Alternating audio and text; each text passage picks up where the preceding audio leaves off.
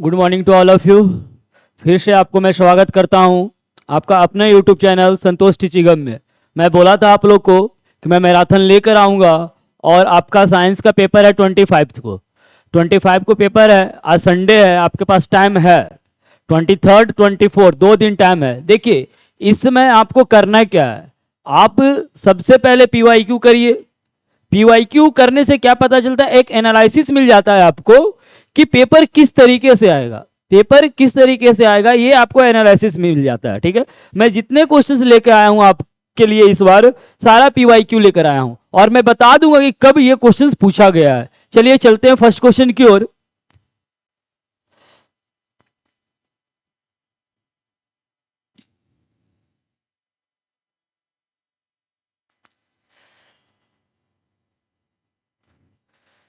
देखिए first question है, in which of the following process a chemical reaction has taken place. अब question को समझिएगा, कौन सा प्रोसेस में केमिकल रिएक्शन हो रहा है। तो सबसे पहले जानिए फिजिकल और केमिकल होता है क्या। एक होता है फिजिकल चेंज और एक होता है केमिकल चेंज। फिजिकल चेंज में होता है क्या है, कोई नया सब्सटेंस फॉर्म नहीं बन करता है, कोई न्यू सब्सटेंस फॉर्म नहीं करता है, वो फिजिकल चेंज कहलाता है। ये रिवर्सिबल प्रोसेस होता है। रिवर्सिबल का मतलब क्या होता है बाबू, दोबारा आप उसे गेन कर सकते हैं। जैसे आइस टू वाटर, आप ले लीजिए आइस टू वाटर, आइस को आप कन्वर्ट कर दिए वाटर में, तो वाटर को फिर आप क्या करिएगा, फ्रीज में जब डालिएगा तो आइस में कन्वर्ट हो जाएगा। क्या आपका क्या वाटर जब आइस रहेगा तो ये भी आपका H2O ही रहेगा और वाटर भी आपका क्या रहेगा, H2O ही रहेगा। इट मींस कोई नया सब्सटेंस फॉर्म नहीं करता है, वो कहलाता है आपका फिजिकल चेंज कहलाता है। लेकिन केमिकल चेंज होता क्या है, तो केमिकल चेंज वो प्रोसेस होता है बाबू जिसमें न्यू सब्सटेंस फॉर्म करता है with new property. New substance form करेगा और नया प्रॉपर्टी के साथ वो सब्सटेंस फॉर्म करेगा, वो कहलाता है आपका केमिकल चेंज। इसका मतलब इसमें और क्या होता है, आपका rearrangement of atoms take place between reacting substance to form new substance having entirely different properties. Rearrangement of atom होता है केमिकल रिएक्शंस में, एटम का रीअरेंजमेंट होता है। याद रखना, एटम का क्या होता है बाबू, रीअरेंजमेंट होता है, और जो रीअरेंजमेंट होगा तो नया सब्सटेंस फॉर्म करेगा, वो इंटायरली डिफरेंट होता है रिएक्टेंट सब्सटेंस से। जैसे मैं एक एग्जांपल दे रहा हूं आपको,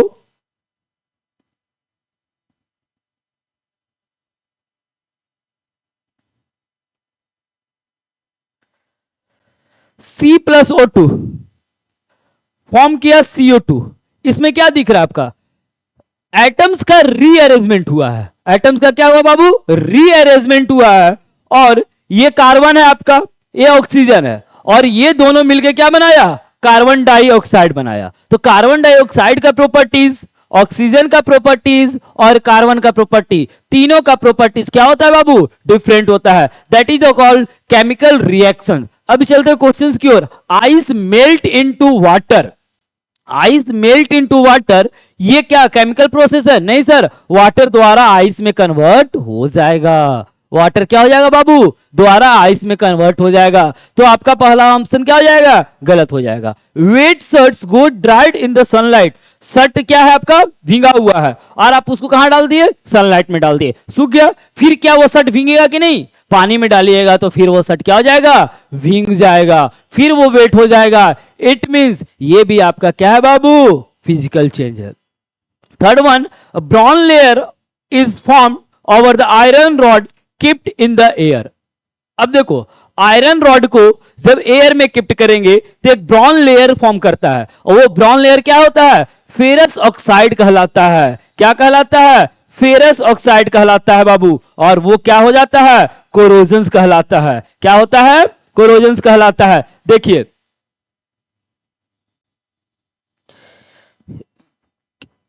आयरन के साथ O2 रिएक्ट करेगा और H2O रिएक्ट करेगा। क्या रिएक्ट करेगा, O2 रिएक्ट करेगा और H2O रिएक्ट करेगा। तो जब रिएक्ट करेगा तो क्या बनाएगा, Fe2O3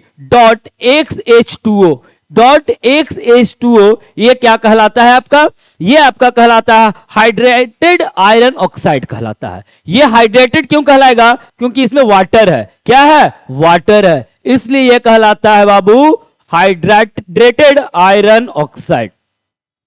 और ये जो रस्टिंग लग जाता है तो क्या होगा? दोबारा वो आयरन में कन्वर्ट नहीं होगा। ये केमिकल रिएक्शन होता है। क्या होता है? केमिकल रिएक्शन होता है। वो क्या करेगा? जंग लगता है हिंदी में बोलते हैं उसे, और वो धीमे धीमे आयरन को क्या करता है बाबू?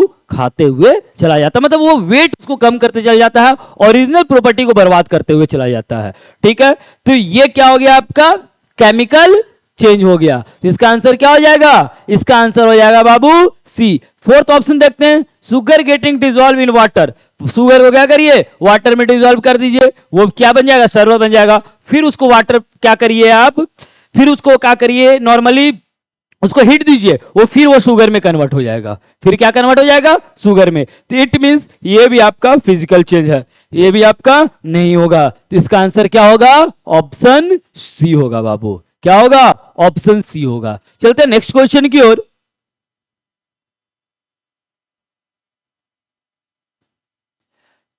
देखिए ये क्वेश्चन सीबीएसई 2020 में पूछा है। देखिए ये क्वेश्चन सीबीएसई 2020 में पूछा है, अभी चल रहा है 2026 चल रहा है। मे बी रिपीट कर दे, मे बी वो रिपीट कर दे। क्वेश्चन क्या है? In which of the following the identity of initial substance remain unchange. अब इसमें क्या कह रहा है बाबू? इनिशियल सब्सटेंस जो होता है वो अनचेंज हो जाता है, चेंज नहीं होता है, चेंज नहीं होता है। इट मींस वो डायरेक्ट क्या पूछ रहा है आपका? ये आपका डायरेक्ट पूछ रहा है आपका कटिंग ऑफ मिल्क। मिल्क को कट करते हैं तो इसमें क्या हो जाता है? इनिशियल सब्सटेंस चेंज हो जाता है। दूध जब दही में कन्वर्ट हो जाएगा तो इनिशियल सब्सटेंस क्या हो गया? चेंज हो गया। तो ये क्या हो जाएगा आपका? केमिकल हो जाएगा। क्या हो जाएगा बाबू? केमिकल हो जाएगा। Formation of crystals by the process of crystallisation. Formation of crystal by the process of crystallisation. अब एक चीज जानिए, क्रिस्टलाइजेशन होता क्या है? तो क्रिस्टलाइजेशन एक फिजिकल प्रोसेस है बाबू। क्रिस्टलाइजेशन क्या है? एक फिजिकल प्रोसेस है। इसमें क्या होता है? प्योर सब्सटेंस जो होता है बाबू फॉर्म करता है क्रिस्टलाइन सॉल्यूशंस के फॉर्म में। प्योर सब्सटेंस जो होता है वो क्रिस्टलाइन सॉल्यूशंस के फॉर्म में फॉर्म करता है। ये क्या हो जाएगा आपका? क्रिस्टल। इसका बहुत बढ़िया एग्जांपल आप सॉल्ट को ले लो, नमक को ले लो, बहुत बढ़िया एग्जांपल है वो। ठीक है, और third one is the fermentation of the grapes. Fermentation of the grapes का मतलब ग्रेप्स को फर्मेंटेशन प्रोसेस करते हैं तो दोबारा हम ग्रेप्स को गेन नहीं कर सकते हैं। इट मींस ये भी आपका केमिकल चेंज हो जाएगा। And digestion of the food, ये भी आपका केमिकल चेंज हो जाएगा बाबू। तो इसमें क्या पूछ दिया? फिजिकल चेंज पूछा। तो फिजिकल चेंज में क्या हो जाएगा आपका? Formation of crystals by the process of crystallisation. नमक को पानी में डाल दो और दोबारा भी चाहोगे तो नमक गेन करने के लिए तो दोबारा नमक गेन हो जाएगा, दोबारा नमक गेन हो जाएगा। जैसे वाटर देखते हो, सी वाटर्स में नमक होते हैं। अब क्या करते हैं? बाय द प्रोसेस ऑफ, सबसे पहले क्या करते हैं? इवोपोरेशन प्रोसेस से क्या करते हैं? उसको नमक को निकाल देते हैं। और किस फॉर्म में रहता है वो? क्रिस्टल के फॉर्म में रहता है। किस फॉर्म में रहता है? क्रिस्टल्स के फॉर्म में रहता है। तो इसका आंसर क्या हो जाएगा बाबू? ऑप्शन नंबर बी हो जाएगा। ऑप्शन नंबर बी हो जाएगा। चलते हैं नेक्स्ट क्वेश्चन की ओर।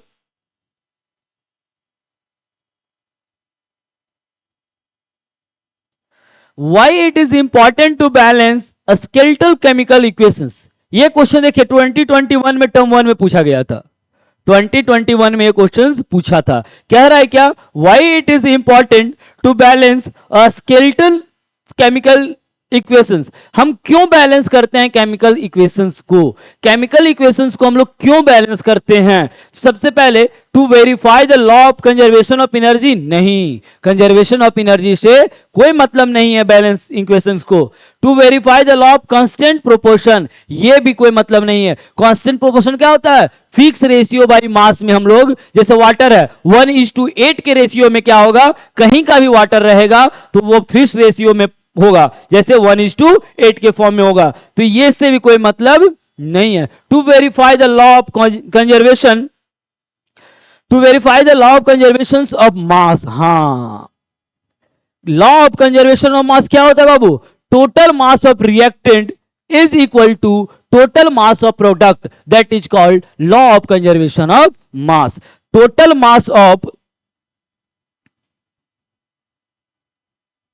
reactant is equal to total mass of product. ये कहलाता है क्या? Law of conservation of mass कहलाता है। तो इसका आंसर क्या हो जाएगा बाबू? Law of conservation of mass. To verify the law of conservation of momentum, नहीं, law of conservation of momentum से कोई मतलब नहीं है बैलेंसिंग द इक्वेशंस को। लॉ ऑफ कंजर्वेशन से ऑफ मोमेंटम से कोई मतलब नहीं है बाबू इक्वेशंस को बैलेंस करने में। तो इसका आंसर क्या हो जाएगा? To verify the law of conservation of mass हो जाएगा। इसका आंसर क्या हो जाएगा बाबू? To verify the law of conservation of mass. इसका आंसर हो जाएगा आपका सी। चलते हैं नेक्स्ट क्वेश्चन की ओर।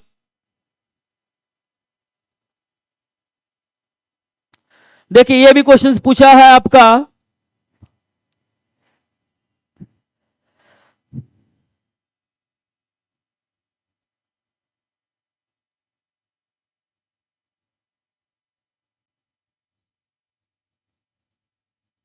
ट्वेंटी 2021 में देखिए क्वेश्चन पूछा है बाबू। ये 2021 में क्वेश्चन पूछा है, कह रहा है it is important to balance the chemical equations, it is important to balance the chemical equations to satisfy the law of conservation of mass. Which of the following statement of the law is incorrect. देखिए अब कौन इसमें incorrect है? Correct नहीं पूछ रहा है, क्या पूछ रहा है? इनकरेक्ट पूछ रहा है। तो इसमें कौन सा इनकरेक्ट है? The total mass of element present in the reactant is equal to the total mass of the element present in the product. ये law of conservation of mass है बाबू, ये law of conservation of mass है। ये तो correct है, balancing करने के लिए तो जरूरी होता है। हम अभी इसके पहले जस्ट क्वेश्चन आपको डिस्क्राइब किए हैं। Second, the number of atom of the each element remain the same and before and after the chemical reaction। जब केमिकल रिएक्शन करते हैं तो नंबर ऑफ द एटम होता है वो सेम होता है बिफोर और आफ्टर। जैसे C+O2 इक्वल टू CO2, तो देखो तो कार्बन 1 है और ऑक्सीजन कितना है? 2 है। यहां भी कार्बन कितना है बाबू? 1 है और ऑक्सीजन कितना है? 2 है। It means the number of atom जो है बाबू एलिमेंट का रिमेन सेम होता है। रिमेन क्या होता है? सेम होता है। तो बी भी आपका क्या है? करेक्ट है। Third one, the chemical compositions, the chemical composition, ये आपका करेक्ट है, ये करेक्ट है बाबू। The chemical compositions of the reactant is the same and before and after the reaction. नहीं, केमिकल कंपोजिशन जो होता है वो सेम और नहीं होता है। केमिकल कंपोजिशन आपका क्या हो जाता है? डिफरेंट हो जाता है बाबू। क्या हो जाता है? डिफरेंट हो जाता है। इट मींस ये आपका ऑप्शन इनकरेक्ट है। ये क्या है? इनकरेक्ट है। And fourth one is mass can neither be created और nor be destroyed in the chemical reaction. E equal to mc square, Newton sir दिए थे। E इक्वल टू आइंस्टीन दिए थे, E equal to mc square. It means mass neither created nor be destroyed. ये भी क्या होता है? आपका सही है। तो पूछ क्या रहा है बाबू? इनकरेक्ट पूछ रहा है। तो इसमें इनकरेक्ट क्या हो जाएगा? ऑप्शन नंबर सी हो जाएगा आपका इनकरेक्ट। ऑप्शन नंबर सी आपका इनकरेक्ट हो जाएगा। चलते हैं नेक्स्ट क्वेश्चन की ओर।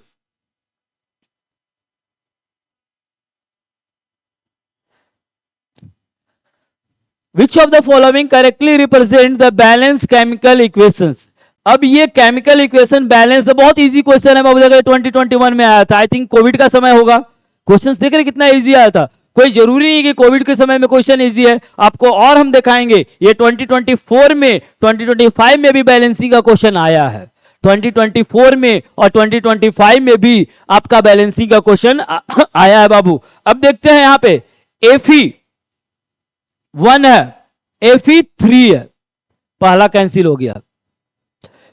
क्योंकि बैलेंस का मतलब क्या होता है? एटम्स इक्वल होना चाहिए। रिएक्टेंट का और प्रोडक्ट दोनों क्या हो जाना चाहिए? एटम्स इक्वल होना चाहिए बाबू। तो Fe देखो यहां 1 है और Fe यहां 3 है, तो पहला तो कैंसिल कर दिया डायरेक्ट। सेकेंड देखते हैं बाबू, 3Fe,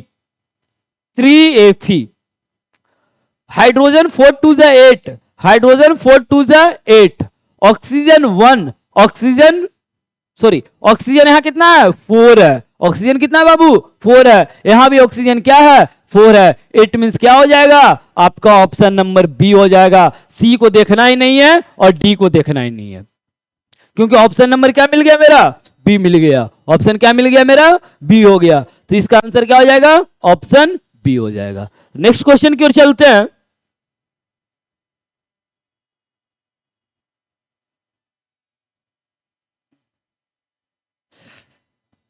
When an aqueous solution of potassium iodide,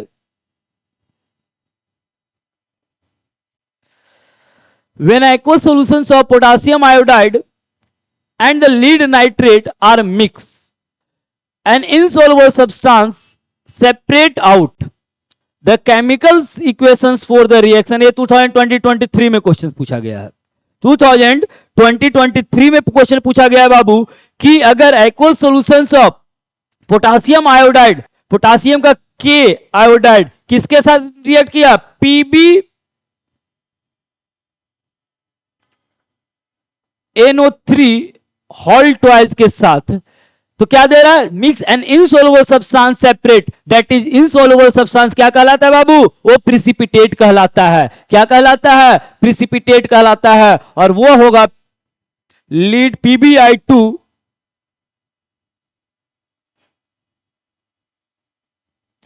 plus PbI2 हो जाएगा और साथ में आपका आ जाएगा KNO3 आ जाएगा। क्या आ जाएगा KNO3, और ये जो PbI2 होगा बाबू ये आपका येलो इनसॉल्युबल प्रिसिपिटेट फॉर्म करेगा। क्या फॉर्म करेगा ये येलो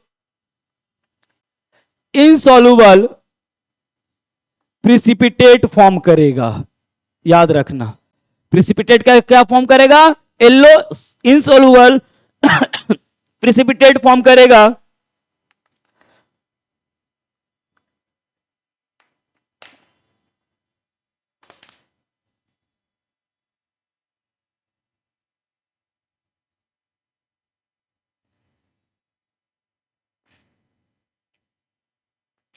और ये जो आपका कहलाएगा क्या डबल डिस्प्लेसमेंट रिएक्शंस भी होगा। कौन सा रिएक्शन होगा डबल डिस्प्लेसमेंट रिएक्शन होगा।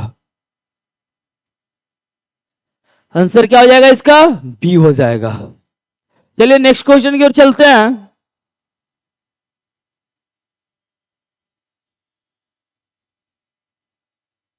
मैं अभी जस्ट बताया आपको कि बैलेंसिंग करने के लिए आपका हर एग्जाम में आता है क्वेश्चन। देखिए 2023 में बैलेंसिंग करने के लिए क्वेश्चन आ गया है।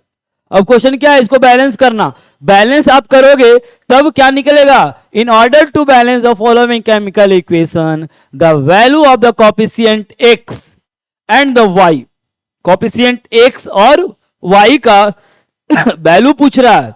तो अब इसका हम देखते हैं 1 by 1 बैलेंस करके देखते हैं। तो सबसे पहले पुट करते हैं x की जगह 2 और y के जगह 4 पुट करके देखते हैं। अब उसके बाद बैलेंस करके देखते हैं। तो पीबी कितना हो गया 2 हो गया, यहां पीबी कितना है बाबू 2 हो गया। फिर ए नाइट्रोजन कितना हो गया 2 और 2 4, कितना हो गया 4 हो गया। तो यहां भी कितना हो गया आपका 4 हो गया। फिर उसके बाद ऑक्सीजन 3 2 जा 6, ऑक्सीजन यहां पे 2 है और 2 यहां है 4 और आपका 2 यहां है 6, 4 2 जा 8 और 2 10। ऑक्सीजन यहां कितना हो गया बाबू 10 हो गया और यहां पे कितना है 4 2 जा 8 2 10 और 2 12 यहां हो गया।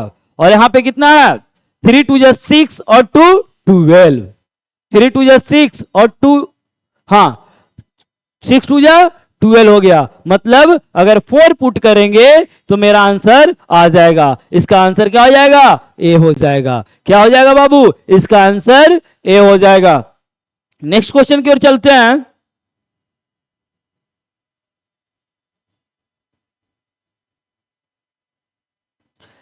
The chemical reaction between copper and oxygen, chemical reaction between copper और ऑक्सीजन पूछ क्या रहा आपका कैन बी कैटेगराइज्ड, किस कैटेगरी में आएगा, कौन सा रिएक्शन कहलाएगा आपका डिस्प्लेसमेंट रिएक्शन कहलाएगा, डिकम्पोजिशन कहलाएगा, कॉम्बिनेशन कहलाएगा या डबल डिस्प्लेसमेंट कहलाएगा। कौन सा पूछ रहा है? कॉपर Cu+O2, Cu+O2 जब बनेगा तो ये देगा कॉपर ऑक्साइड बनाएगा। क्या बनाएगा? Copper oxide. अब ये जो कॉपर ऑक्साइड बनाएगा बाबू आपका कॉम्बिनेशन रिएक्शन होगा। चलते हैं डिस्प्लेसमेंट रिएक्शन क्या होता है। तो डिस्प्लेसमेंट रिएक्शन होता है बाबू क्या? हायर रिएक्टिव एलिमेंट जो होता है डिस्प्लेस करता है लोअर रिएक्टिव एलिमेंट्स को। यहां पे कोई डिस्प्लेस नहीं कर रहा है, यहां पे कोई डिस्प्लेस नहीं कर रहा है बाबू।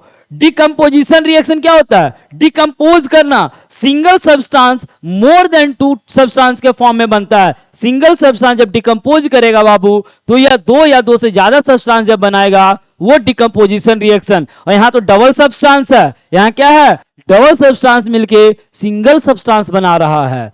डबल सब्सटेंस मिलके क्या बना रहा है बाबू? सिंगल सब्सटेंस बना रहा है। तो इसका आंसर क्या हो जाएगा?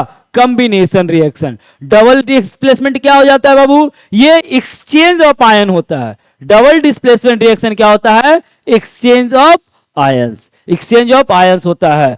ये डबल डिस्प्लेसमेंट भी नहीं होगा। तो इसका आंसर क्या हो जाएगा? Combination reaction. क्या हो जाएगा? Combination reaction. इसका आंसर हो जाएगा सी। कौन सा आंसर हो जाएगा? सी हो जाएगा। क्यों? क्योंकि चारों आपको रिएक्शन मैं बता दिया। डिस्प्लेसमेंट रिएक्शन क्या होता है? तो डिस्प्लेसमेंट रिएक्शन उस रिएक्शन को कहते हैं हायर रिएक्टिव एलिमेंट डिस्प्लेस करता है किसको? लोअर रिएक्टिव एलिमेंट्स को। उसके बाद आया डिकम्पोजिशन रिएक्शन। डिकम्पोजिशन रिएक्शन उसको बोलते हैं डिकम्पोज करना। डिकम्पोज करना मतलब सिंगल सब्सटेंस डिकम्पोज करके मोर देन टू सब्सटेंस बनाना। सिंगल सब्सटेंस क्या करेगा? डिकम्पोज करके more than two substance form करेगा, वो डिकम्पोजिशन रिएक्शन कहलाता है। अब कॉम्बिनेशन रिएक्शन। कॉम्बिनेशन रिएक्शन क्या होता है? तो टू सब्सटेंस मिलकर एक सब्सटेंस बनाएगा। याद रखना टू सब्सटेंस मिलकर जब एक सब्सटेंस बनाएगा बाबू तो क्या कहला जाएगा? आपका कॉम्बिनेशन रिएक्शन कहलाएगा। और fourth one is double displacement reaction. क्या होता है? तो double displacement reaction exchange of ions होता है। क्या होता है? एक्सचेंज ऑफ आयंस होता है। देखो इसका डबल डिस्प्लेसमेंट का रिएक्शन का तुरंत मैं एग्जांपल एक मैं बताता हूं आपको। देखिए अभी मैं जस्ट बताया था ये क्या है? डबल डिस्प्लेसमेंट रिएक्शन है। इसमें एक्सचेंज ऑफ क्या है? आयंस है बाबू।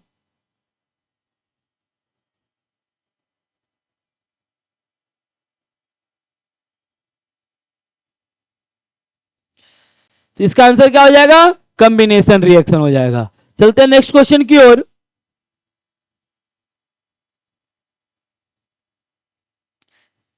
देखिए ये 2020-21 में पूछा है क्वेश्चन।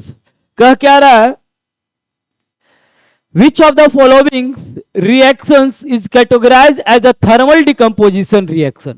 इसमें थर्मल डिकम्पोजिशन क्या होता है? तो थर्मल डिकम्पोजिशन रिएक्शन होता है बाबू हीट मिलता है उसको तब वो डिकम्पोज करता है। क्या मिलता है? हीट मिलने के बाद। हम बताए थे डिकम्पोजिशन रिएक्शन में सिंगल सब्सटेंस डिकम्पोज करके मोर देन टू सब्सटेंस बनाता है। That is called decomposition reaction. That is called decomposition. और डिकम्पोजिशन में थर्मल मिलेगा, फिर उसके बाद इलेक्ट्रिसिटी भी मिलेगा, आपको सनलाइट भी मिलेगा, सारा चीज आपको मिलेगा। तो सबसे पहले देखते हैं ये H2O H2+O2 में कन्वर्ट किया। H2O बाबू H2+O2 में कब कन्वर्ट होगा? जब इसको इलेक्ट्रिसिटी मिलेगा तब। क्या मिलेगा? इलेक्ट्रिसिटी मिलेगा बाबू, तब H2O H2+O2 में कन्वर्ट करेगा। फिर उसके बाद Ag+Br2 में कन्वर्ट कर रहा है बाबू। Ag-Br जो है ये सनलाइट जब मिलता है इसको तब। ये क्या मिलता है? फोटो इलेक्ट्रिकल, और इसको सनलाइट मिलता है तब। थर्ड वन AgCl Ag+Cl2 में कन्वर्ट होगा। ये जब इसको सनलाइट मिलता है इसको भी। और फोर्थ वन इज जब इसको हीट मिलता है तो कैल्शियम ऑक्साइड और कार्बन डाइऑक्साइड में बनाता है। कैल्शियम ऑक्साइड और कार्बन डाइऑक्साइड में फॉर्म करता है जब इसको हीट मिलता है तब। और हीट मिलने वाले रिएक्शन को क्या कहते हैं? थर्मल डिकम्पोजिशन रिएक्शन बोलते हैं। क्या बोलते हैं बाबू? थर्मल डिकम्पोजिशन रिएक्शन बोलते हैं। चलते हैं नेक्स्ट क्वेश्चन में। तो इसका आंसर क्या हो जाएगा? डी हो जाएगा।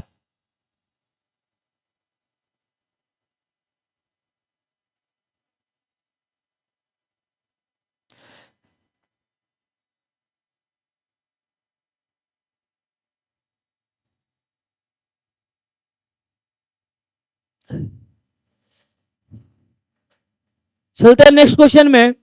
विच among the following are double displacement reaction.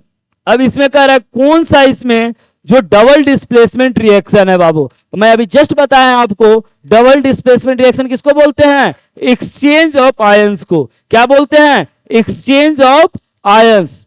तो इसमें देखते हैं पीबी और CuCl2, PbCl2 मतलब इसको मान लेते हैं ABC। तो देखो तो AC और BD क्या हुआ, A से C में PbCl2 तो हो गया, और ये कॉपर को क्या कर दिया, डिस्प्लेस कर दिया। तो ये डिस्प्लेसमेंट रिएक्शन हो जाएगा। क्या हो जाएगा आपका, ये डिस्प्लेसमेंट रिएक्शन हो जाएगा बाबू। डबल डिस्प्लेसमेंट रिएक्शन नहीं होगा, डबल डिस्प्लेसमेंट रिएक्शन नहीं होगा। अब चलते हैं इसमें, इसको A मानो, B मानो, C मानो, D मानो। अब A से D देखो, NaCl आपका AD आ गया, एक्सचेंज ऑफ आयन हो गया। और B और C BaSO4 ये आपका क्या हो जाएगा, आपका डबल डिस्प्लेसमेंट रिएक्शन हो जाएगा। ये एक्सचेंज ऑफ आयन हो रहा है, ये क्या हो जाएगा आपका डबल डिस्प्लेसमेंट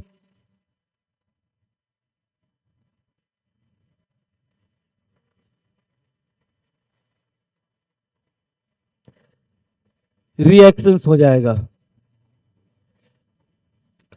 अब देखते हैं C+O2 ये आपका कौन सा रिएक्शन हो जाएगा। अभी जस्ट हम बताए हैं आपको कॉम्बिनेशन रिएक्शन, दो सब्सटेंस मिलकर सिंगल सब्सटेंस जब बनाता है बाबू तो ये कहला जाएगा कॉम्बिनेशन रिएक्शन। तो इसका आंसर क्या हो जाएगा आपका, इसका आंसर हो जाएगा only 2, that is B, that is B. Next question चलते हैं।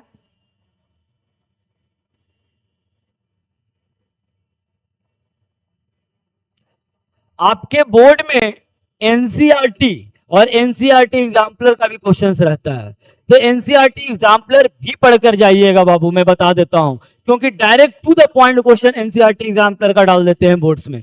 तो क्वेश्चन क्या है, बेरियम क्लोराइड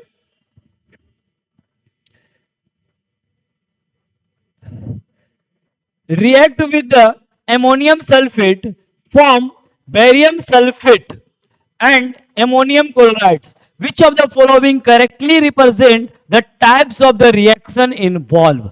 अब इसमें कौन सा रिएक्शन होगा, लिखते हैं बेरियम क्लोराइड BaCl2 किसके साथ, एमोनियम सल्फेट के साथ, किसके साथ, एमोनियम सल्फेट के साथ।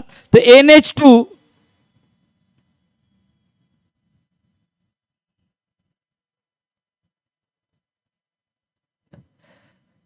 Ammonium sulphate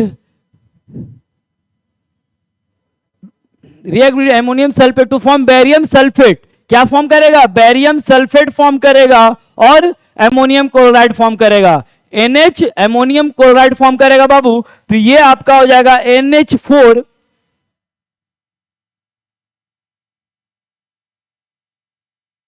Cl।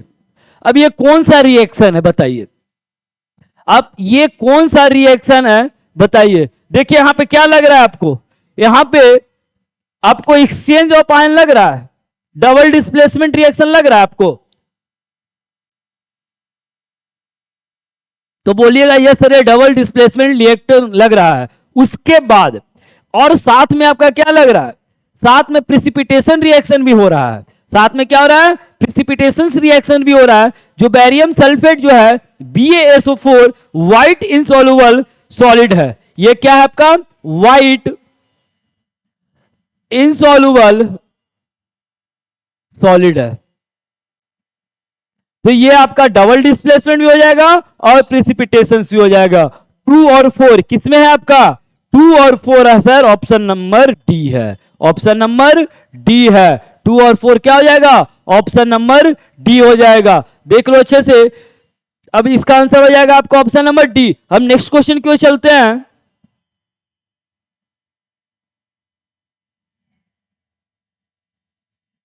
देखिए फिर एनसीईआरटी एग्जाम्पलर का क्वेश्चन है आपके पास। Which of the following gases can be use for storage of the fresh samples of an oil for long time. Long time के लिए कौन सा गैस यूज करते हैं? तो सबसे पहले एक चीज जानना, वाइल जो होता है ना रेंसिड होता है। वाइल क्या होता है? रेंसिडिटी फॉर्म करता है। किसके कारण? ऑक्सीजन के साथ रिएक्ट करता है जब वाइल, तो रेंसिडिटी फॉर्म करता है। जब ऑक्सीजन के साथ वाइल रिएक्ट करेगा बाबू तो ये रेंसिडिटी फॉर्म करेगा। तो ऑक्सीजन कॉजेज रेंसिडिटी। जब ये रेंसिडिटी आपका फॉर्म करेगा, ठीक, और यहां भी ऑक्सीजन है तो ये भी रेंसिडिटी फॉर्म करेगा आपका। और यहां पे कार्बन डाइऑक्साइड और हीलियम, और एक हीलियम और नाइट्रोजन दो तरीके का होता है। तो कार्बन डाइऑक्साइड जो होता है ये रेंसिडिटी फॉर्म नहीं करता है। याद रखना, carbon dioxide and helium both are the, आपका दोनों जो है ना बाबू ये मोस्टली नॉन रिएक्टिव है, दोनों नॉन रिएक्टिव है। लेकिन कार्बन डाइऑक्साइड कम है, कार्बन डाइऑक्साइड मॉडरेट रिएक्टिव है, नॉन रिएक्टिव है। लेकिन हीलियम और नाइट्रोजन, हीलियम और नाइट्रोजन ये सबसे बेस्ट कहलाता है। हीलियम और नाइट्रोजन क्या होता है? बेस्ट कहलाता है। ये इनर्ट गैस है बाबू। क्या है ये? इनर्ट गैस है। और इनर्ट गैस क्या होता है? ये ऑक्सीडेशन फॉर्म करता है। क्या करेगा? ऑक्सीडेशन फॉर्म करेगा। तो इसका आंसर क्या हो जाएगा? ऑप्शन नंबर डी हो जाएगा।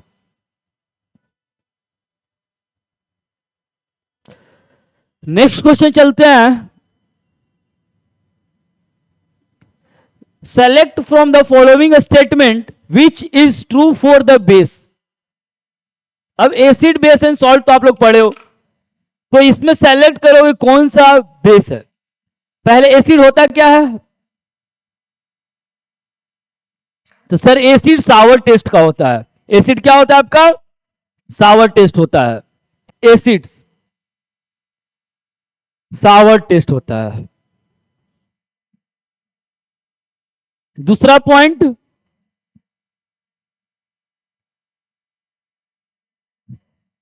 इसका पीएच वैल्यू आपका होता है बाबू लेस देन 7। दूसरा पॉइंट क्या होगा? इसका पीएच वैल्यू एसिड का होता है less than 7। Third one, acid turn blue litmus to red.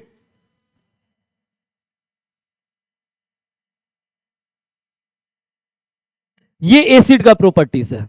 एक किसका है सर? एसिड का प्रॉपर्टी है। अब चलते हैं बेस का प्रॉपर्टी में। तो बेस क्या होता है बाबू? मैं इरेज कर रहा हूं।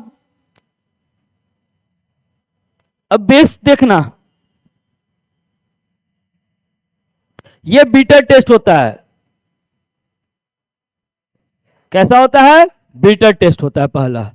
दूसरा नंबर, इसका पीएच वैल्यू होता है बाबू मोर देन 7। मोर देन 7 क्या होता है? मोर देन 7 होता है।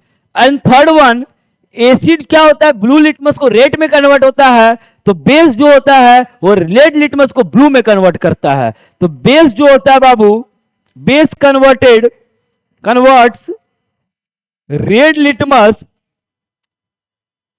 To blue. एक चीज याद रखना इस चीज को, ABR याद रखना। Acid turn blue litmus to red, acid turns blue litmus to red, और basis turn red litmus to blue. BRB और ABR याद रखना, BRB और ABR याद रखना। अब क्वेश्चन की ओर चलते हैं हम लोग। कह रहा है क्या? True for the base. Base के लिए क्या ट्रू है? तो बेसिस आर बीटर्ड, ये तो सही है। And blue litmus to red, तो हम बेस क्या बताए हैं? Red litmus to blue. Base के लिए क्या बोले हैं? रेड लिटमस टू ब्लू बोले हैं बाबू। तो ये क्या हो जाएगा आपका? पहला ऑप्शन आपका गलत हो जाएगा। ये सिर्फ सही है, ये आपका गलत है। तो पूरा ऑप्शन क्या हो गया? गलत हो गया। Basis have pH less than 7, मैं बताया हूं, क्योंकि मैं जस्ट अभी बताया हूं कि बेसिस का पीएच वैल्यू क्या होता है? मोर देन 7 होता है, मोर देन 7 होता है। इट मींस आपका ऑप्शन नंबर बी कैंसिल हो गया। Bases are sour and change red litmus to blue, bases convert red litmus blue, ये तो सही है सर, रेड लिटमस को ब्लू में कन्वर्ट करता है, लेकिन बेसिस सावर होता है? नहीं sir, acid are sour in taste, base are bitter in taste. तो ये भी आपका गलत। तो पूरा ऑप्शन गलत।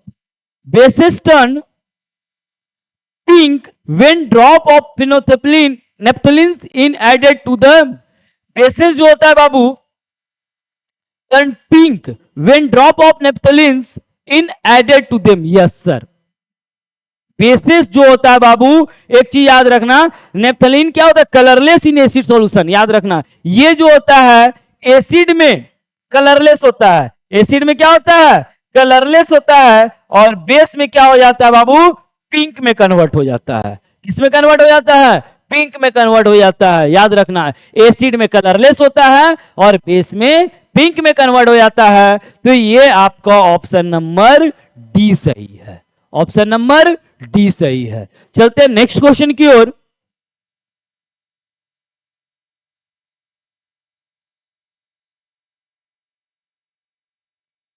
When a sodium bicarbonate react with dilute hydrochloric acids, the gas evolve। Sodium bicarbonate किसके साथ रिएक्ट कर रहा है, डाइल्यूट हाइड्रोक्लोरिक एसिड के साथ, NaHCO3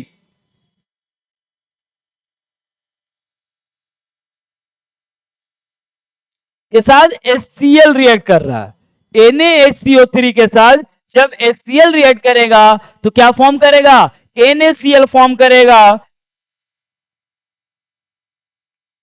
प्लस CO2 फॉर्म करेगा और H2O फॉर्म करेगा। तो क्या कर रहा है, कौन सा गैस इवॉल्व होगा, hydrogen, it gives pop sound with a burning match stick, hydrogen. अब इसका आंसर क्या है आपका, हाइड्रोजन फॉर्म कर रहा है, नहीं सर वाटर फॉर्म कर रहा है, हाइड्रोजन फॉर्म नहीं कर रहा है, तो ये गलत।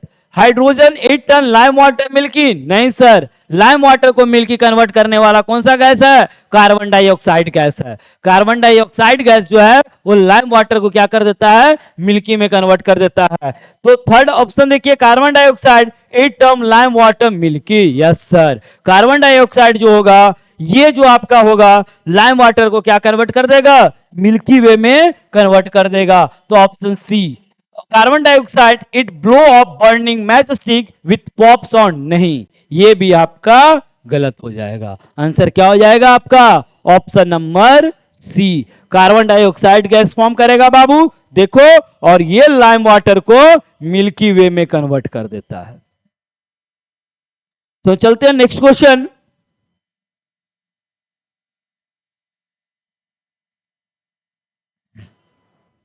Common salts besides being used in the kitchens can also be used as the raw material for making। Common salt बताइए किचन्स में यूज होने के बाद भी ये रॉ मटेरियल बनाने में यूज होता है। कौन सा कॉमन सॉल्ट जो है वो आपका रॉ मटेरियल्स में भी यूज होता है, तो एक हो गया आपका वॉशिंग सोडा और दूसरा ब्लीचिंग पाउडर, ये दो है आपका रॉ मटेरियल बनाने में भी यूज होता है। वॉशिंग सोडा और ब्लीचिंग पाउडर आपका रॉ मटेरियल बनाने में भी यूज होता है। आपका बेकिंग सोडा और स्लैग लाइम नहीं यूज होता है बाबू। तो इसका आंसर क्या हो जाएगा, इसका आंसर हो जाएगा 1 और 2 डायरेक्ट। इसका आंसर क्या हो जाएगा, 1 और 2 हो जाएगा। नेक्स्ट क्वेश्चन की ओर चलते हैं।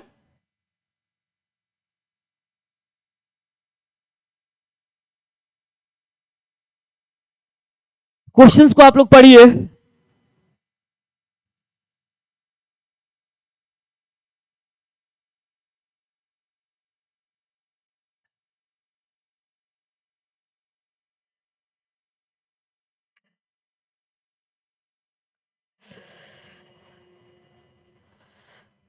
Mild non corrosive basic salt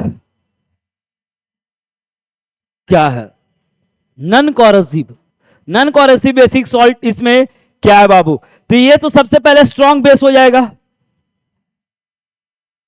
और स्ट्रॉन्ग बेस जो होता है आपका कॉरोसिव होता है।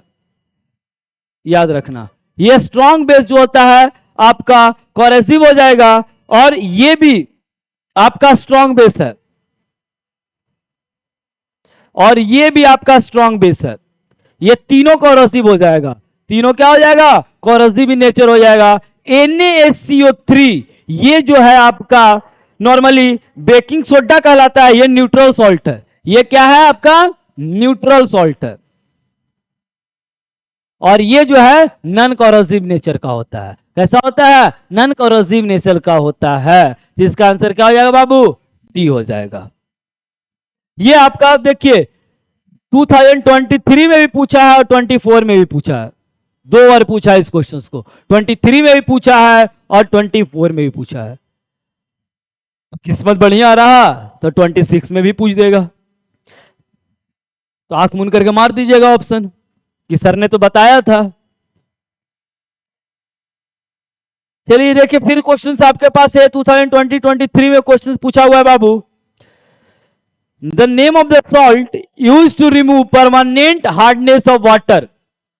परमानेंट हार्डनेस ऑफ वाटर को रिमूव करने के लिए कौन सा सॉल्ट यूज करते हैं? तो सबसे पहले परमानेंट हार्डनेस ऑफ वाटर को रिमूव करने के लिए उसमें कैल्शियम और मैग्नीशियम होता है। क्या होता है बाबू? कैल्शियम और मैग्नीशियम होता है, याद रखना। ये permanent hardness of water is remove by washing soda. किसके द्वारा रिमूव होता है? वॉशिंग सोडा के द्वारा रिमूव होता है। और उसमें क्या रहता है? कैल्शियम और मैग्नीशियम रहता है। क्या रहता है? कैल्शियम और मैग्नीशियम रहता है। और वो रिमूव होता है आपका सोडियम कार्बोनेट डिहाइड्रेट। इसी को बोलते हैं बाबू हम लोग वॉशिंग सोडा।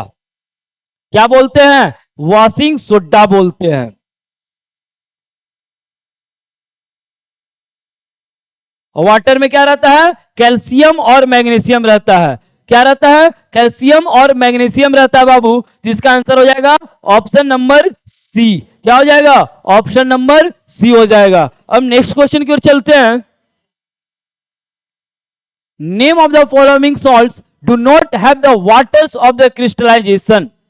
ये क्वेश्चंस जब मैं चैप्टर वाइज चैप्टर ले रहा था आपका क्वेश्चन एमसीक्यू, तो मैं बताया था इस क्वेश्चंस को, बहुत अच्छे तरीके से बताया था। कह रहा है कि क्या do not have the water of crystallization, जिसमें वाटर नहीं रहता है। वाटर नहीं रहता है तो ब्लीचिंग पाउडर सबसे पहले क्या है आपका? ब्लीचिंग पाउडर है। तो ब्लीचिंग पाउडर का क्या होता है फॉर्मूला? CaOCl2 होता है। सर इसमें वाटर तो है ही नहीं है। Plaster of Paris CaSO4 dot half H2O होता है। वॉशिंग सोडा, वॉशिंग सोडा का क्या होता है? तो वॉशिंग सोडा का होता है Na2CO3, Na2CO3 and baking soda. Baking soda का क्या होता है? NaHCO3। बेकिंग सोडा का NaHCO3 होता है। अब इसमें देख लो किसमें वाटर नहीं है। किसमें वाटर नहीं है? Do not have the waters of the crystallization. कि वाटर ऑफ द क्रिस्टलाइजेशन में किसमें वाटर का वाटर नहीं है। तो इसका आंसर क्या हो जाएगा?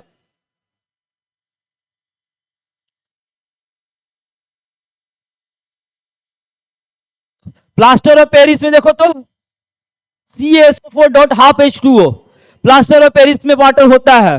ठीक, उसके बाद प्लास्टर ऑफ पेरिस के साथ साथ आपका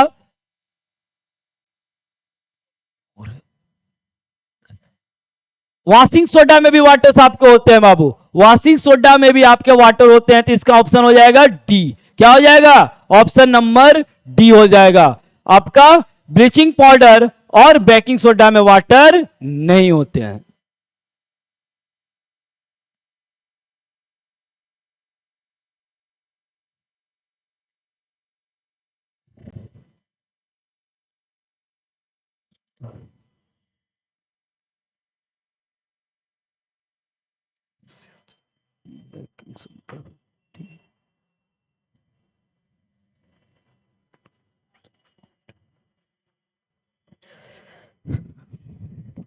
चलते हैं नेक्स्ट क्वेश्चन की ओर।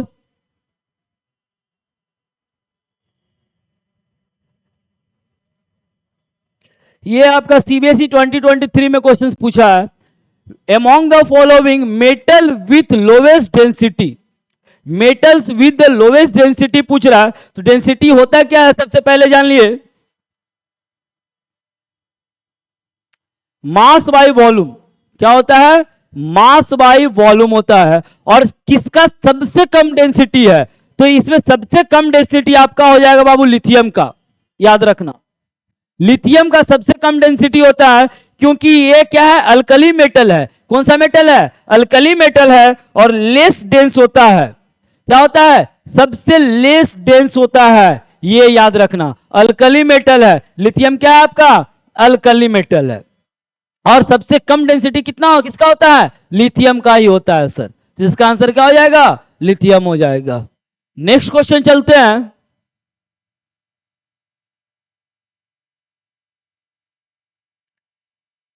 An element with the atomic number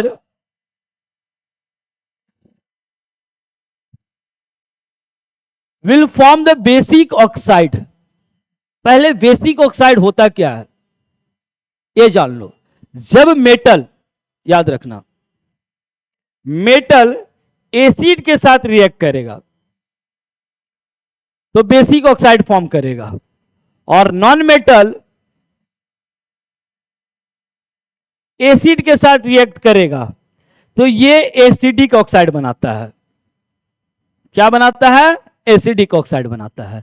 तो कह रहा है element with atomic number will form the basic oxide. अब कौन सा जो मेटल है इसमें वो बेसिक ऑक्साइड फॉर्म करेगा। तो अब देखो तो सोडियम का 11 281, आउटर में उसमें क्या है 1 है, तो ये तो मेटल हो जाएगा सर। बाकी सारा देखिए 14 284, ये आपका क्या हो जाएगा, नॉन मेटल हो जाएगा। 7 है नॉन मेटल हो जाएगा, 5 है नॉन मेटल हो जाएगा। एक चीज याद रखना, अगर मेटल नॉन मेटल नहीं मारा है, एटॉमिक नंबर अगर याद है आपको, इलेक्ट्रॉनिक कॉन्फ़िगरेशन करिए 1 2 3 रहेगा तो क्या होगा, वो मेटल कहलाएगा। 5 6 4 तक, 5 6 7 से 8 तक जाएगा, 5 6 7 अगर रहेगा तो वो क्या कहला जाएगा, आपका नॉन मेटल कहलाएगा। 5 6 7 नॉन मेटल कहलाएगा, याद रखना। देखो तो 7 है 4 है 5 है आउटर मोस्ट में, ये सब नॉन मेटल है। और सोडियम आपका क्या है, एटॉमिक नंबर 11 281, आउटर मोस्ट में कितना है 1 है, तो क्या कहलाएगा आपका, मेटल कहलाएगा बाबू। क्या कहलाएगा, मेटल कहलाएगा। तो इसका आंसर क्या हो जाएगा, डी हो जाएगा। क्या हो जाएगा, डी हो जाएगा। अब नेक्स्ट क्वेश्चन चलते हैं।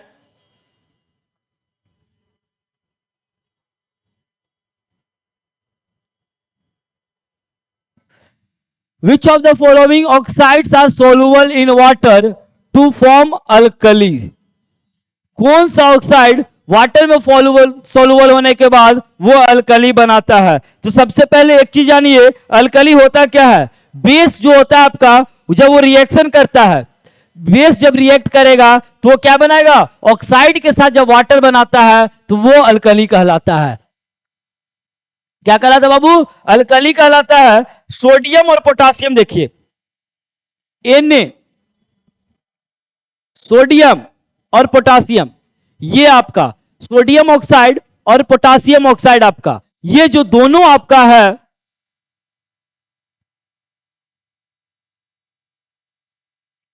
अल्कली मेटल्स है। दोनों क्या है आपके, अल्कली मेटल है। सोडियम और पोटासियम ये दोनों आपका अल्कली मेटल है। तो इसका आंसर क्या हो जाएगा, 1 और 3 हो जाएगा। 1 और 3 हो जाएगा। क्या हो जाएगा, 1 और 3 हो जाएगा बाबू। नेक्स्ट क्वेश्चन चलते हैं।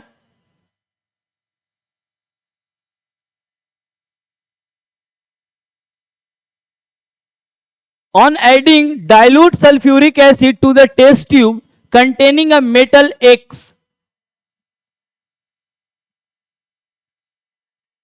a colorless gas is produced when burning matchstick is brought near it. Which of the following correctly represent the metal X? कौन एक ऐसा मेटल है जो हम क्या करते हैं, डाइल्यूट सल्फ्यूरिक एसिड में ऐड करेंगे तो क्या करेगा, कलरलेस गैस प्रोड्यूस करेगा बाबू। कौन सा गैस प्रोड्यूस करेगा, कलरलेस गैस प्रोड्यूस करेगा। और burning a match sticks brought near it, जैसे मैच स्टिक उसके सामने रखेंगे तो क्या करेगा, वो जलना स्टार्ट कर देगा। क्या स्टार्ट कर देगा, जलना स्टार्ट कर देगा। तो ये आपका हो जाएगा, आपका नॉर्मली हो जाएगा आपका ये सोडियम, ये हो जाएगा बाबू आपका सोडियम। क्या होगा, सोडियम। क्यों, क्योंकि जब मेटल एसिड के साथ रिएक्ट करता है, मेटल जब एसिड के साथ रिएक्ट करेगा तो क्या देगा, मेटल एसिड के साथ कौन सा होगा, बेसिक ऑक्साइड फॉर्म करेगा। कैसा ऑक्साइड फॉर्म करेगा बाबू, बेसिक ऑक्साइड फॉर्म करेगा, याद रखना। और साथ में क्या करेगा, सॉल्ट और हाइड्रोजन बनाता है। क्या बनाएगा, सॉल्ट और हाइड्रोजन, याद रखना, सॉल्ट प्लस हाइड्रोजन, सॉल्ट और हाइड्रोजन बनाएगा। तो जिंक, कॉपर और सिल्वर ये जो आपका है हाइड्रोजन से क्या है, लेस रिएक्टिव है, हाइड्रोजन से लेस रिएक्टिव है आपका, इसलिए ये नहीं होगा, होगा क्या आपका, सोडियम हो जाएगा। क्या हो जाएगा, सोडियम हो जाएगा। लेकिन एक चीज याद रखना, सोडियम और जिंक दोनों हाइड्रोजन से ज्यादा रिएक्टिव है, सोडियम और जिंक दोनों हाइड्रोजन से ज्यादा रिएक्टिव है। तो फिर उसमें सर सोडियम क्यों होगा, जिंक क्यों नहीं होगा, ये क्वेश्चन दिमाग में आना चाहिए। तो सोडियम और जो होता है बाबू वाइग्रेसरी जल्दी रिएक्ट करता है, क्या करता है, जल्दी रिएक्ट करता है ये, तो इसका क्या हो जाएगा आपका, सोडियम हो जाएगा।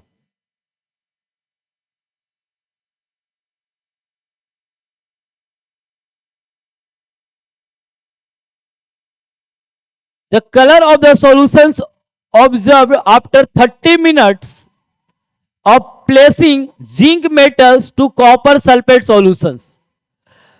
जिंक मेटल में कॉपर सल्फेट जब सॉल्यूशन डालते हैं तो कलर क्या हो जाता है आपका, ये 30 मिनट्स के बाद क्या हो जाता है, कैसा हो जाता है सर, कलरलेस हो जाता है।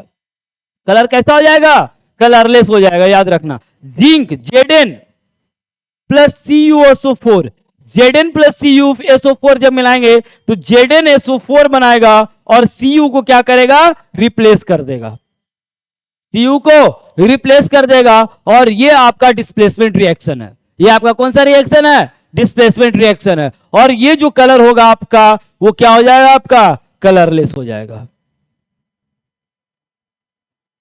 जिसका आंसर क्या हो जाएगा सर, कलरलेस हो जाएगा। नेक्स्ट क्वेश्चन चलते हैं।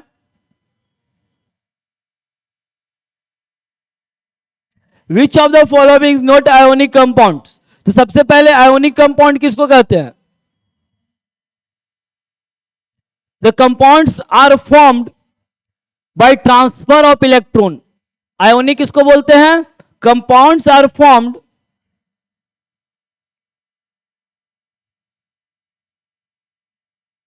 Bye transfer of electron,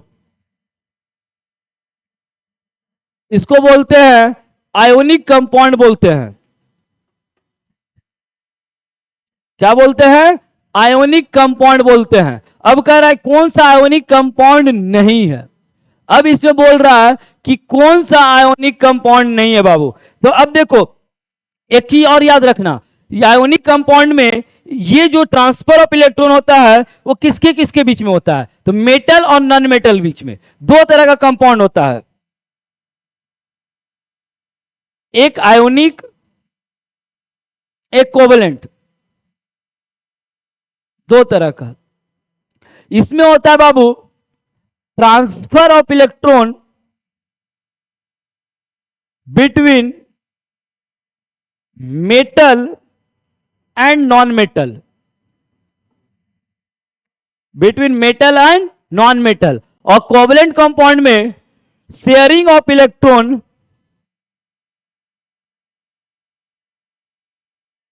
between non metal and non metal. तो आयोनिक कंपाउंड में क्या हो जाएगा, ट्रांसफर ऑफ इलेक्ट्रॉन बिटवीन किसके बीच में, सॉरी ट्रांसफर ऑफ इलेक्ट्रॉन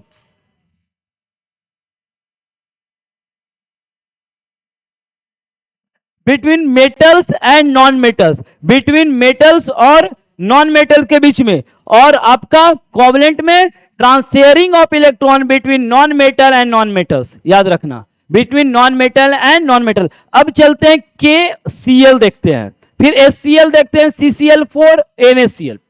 अब पूछ रहा है क्या आयोनिक कंपाउंड नहीं है, आर नॉट आयोनिक कंपाउंड, इसमें आयोनिक कंपाउंड नहीं पूछ रहा है बाबू।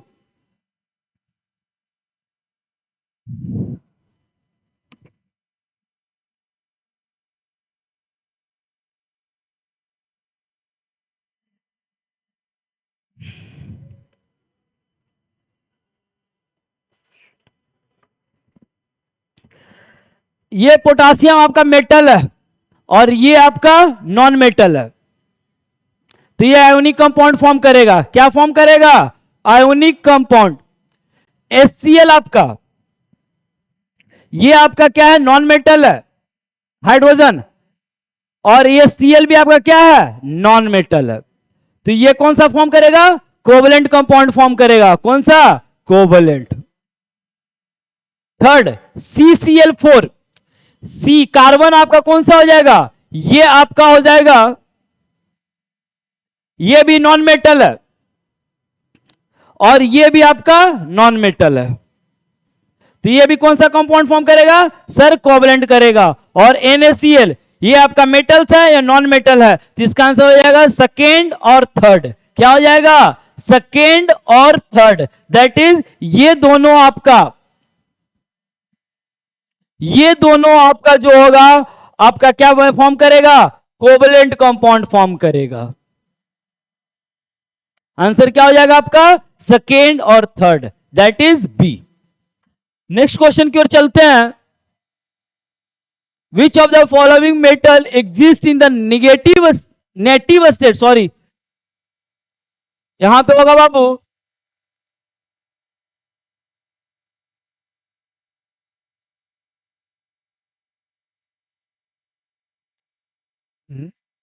Native state in the nature. अब इसको देखो कौन सा जो है नेटिव स्टेट में फॉर्म करता है, क्वेश्चंस को पढ़ो।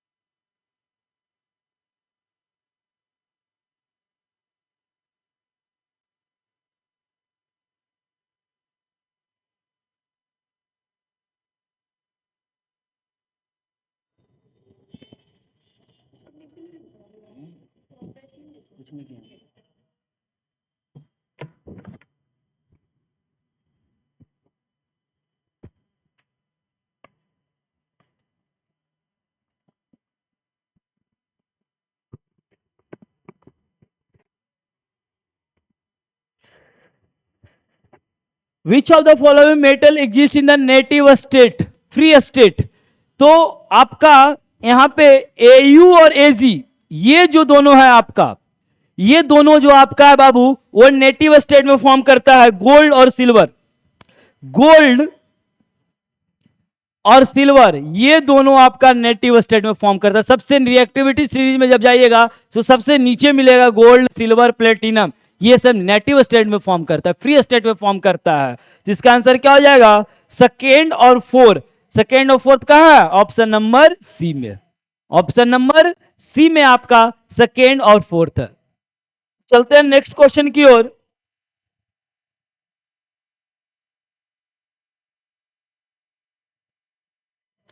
Which of the following statement are usually correct for the carbon compound?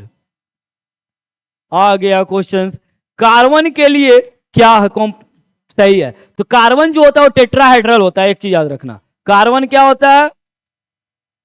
Tetrahedral होता है। टेट्राहाइड्रल्स का मतलब वैलेंसी इसका 4 होता है, ठीक। और इसका आइसोटॉप भी है। इसका आइसोटॉप कार्बन का क्या हो जाएगा? इसका आइसोटॉप हो जाएगा डायमंड, ग्रेफाइट, और एक होता है बकमिनिस्टर फ्लोरेंस। तीन होता है इसका आइसोटॉप, डायमंड और ग्रेफाइट, तीन इसका होता है क्या? आइसोटॉप होता है बाबू। अब उसके बाद क्या कर रहा है? ये नॉन मेटल भी है। कार्बन क्या है आपका? नॉन मेटल है।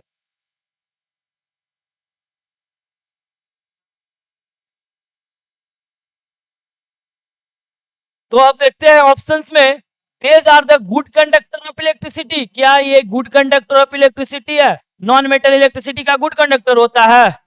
नॉन मेटल्स इलेक्ट्रिसिटी का आपका गुड कंडक्टर होता है? नहीं sir. These are the poor conductor of electricity. Yes sir. ये इलेक्ट्रिसिटी का क्या होता है? पुअर कंडक्टर होता है। और they have strong force of attraction between their molecules. नहीं, मॉलिक्यूल्स के बीच में फोर्स ऑफ अट्रैक्शन स्ट्रॉन्ग नहीं होता है। याद रखना, मॉलिक्यूल्स के बीच में फोर्स ऑफ अट्रैक्शन स्ट्रॉन्ग नहीं होता है। तो इसका आंसर 3 भी नहीं होगा। They do not have strong force of attraction between their molecules. ये फोर्स ऑफ अट्रैक्शन मॉलिक्यूल्स के बीच में क्या होता है? वीक होता है बाबू। क्या होता है? वीक होता है। तो इसका आंसर क्या हो जाएगा? सेकेंड और फोर्थ हो जाएगा। और सेकेंड और फोर्थ किसमें है? ऑप्शन नंबर डी में। ऑप्शन नंबर डी में आपका सेकेंड एंड फोर्थ है। अब चलते हैं नेक्स्ट क्वेश्चन की ओर।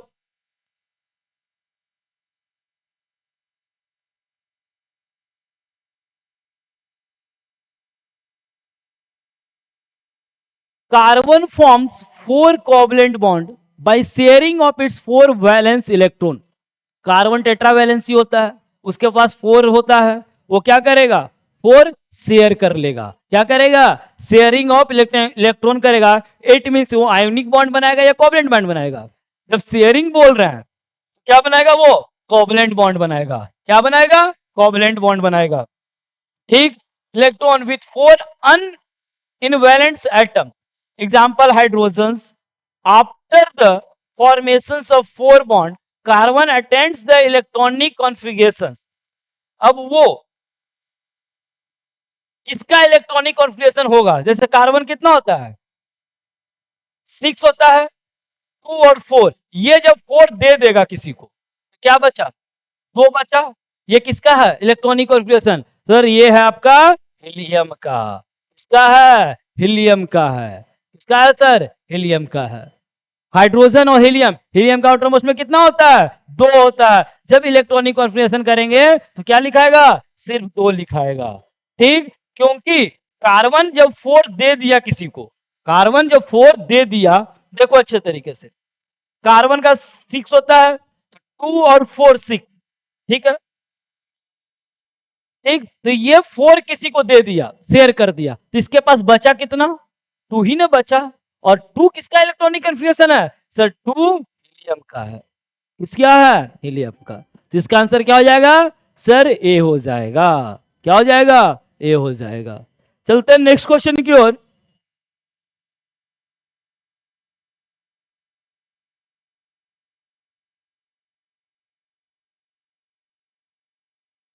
Which of the following will contain covalent double bond between the atoms? अब डबल बॉन्ड किसके किसके बीच में फॉर्म करेगा? हाइड्रोजन, ऑक्सीजन, नाइट्रोजन और क्लोरीन। नाइट्रोजन और क्लोरीन क्यों नहीं होगा? तो हाइड्रोजन का क्या होता है? 1 होता है, तो सिंगल बॉन्ड फॉर्म करेगा। और नाइट्रोजन का ये ट्रिपल बॉन्ड फॉर्म करेगा। नाइट्रोजन कितने बॉन्ड फॉर्म करेगा? वो ट्रिपल बॉन्ड फॉर्म करेगा। क्यों करेगा बाबू? क्योंकि आप देखो, मैं जस्ट बताया हूं, ऑक्सीजन का कितना होता है?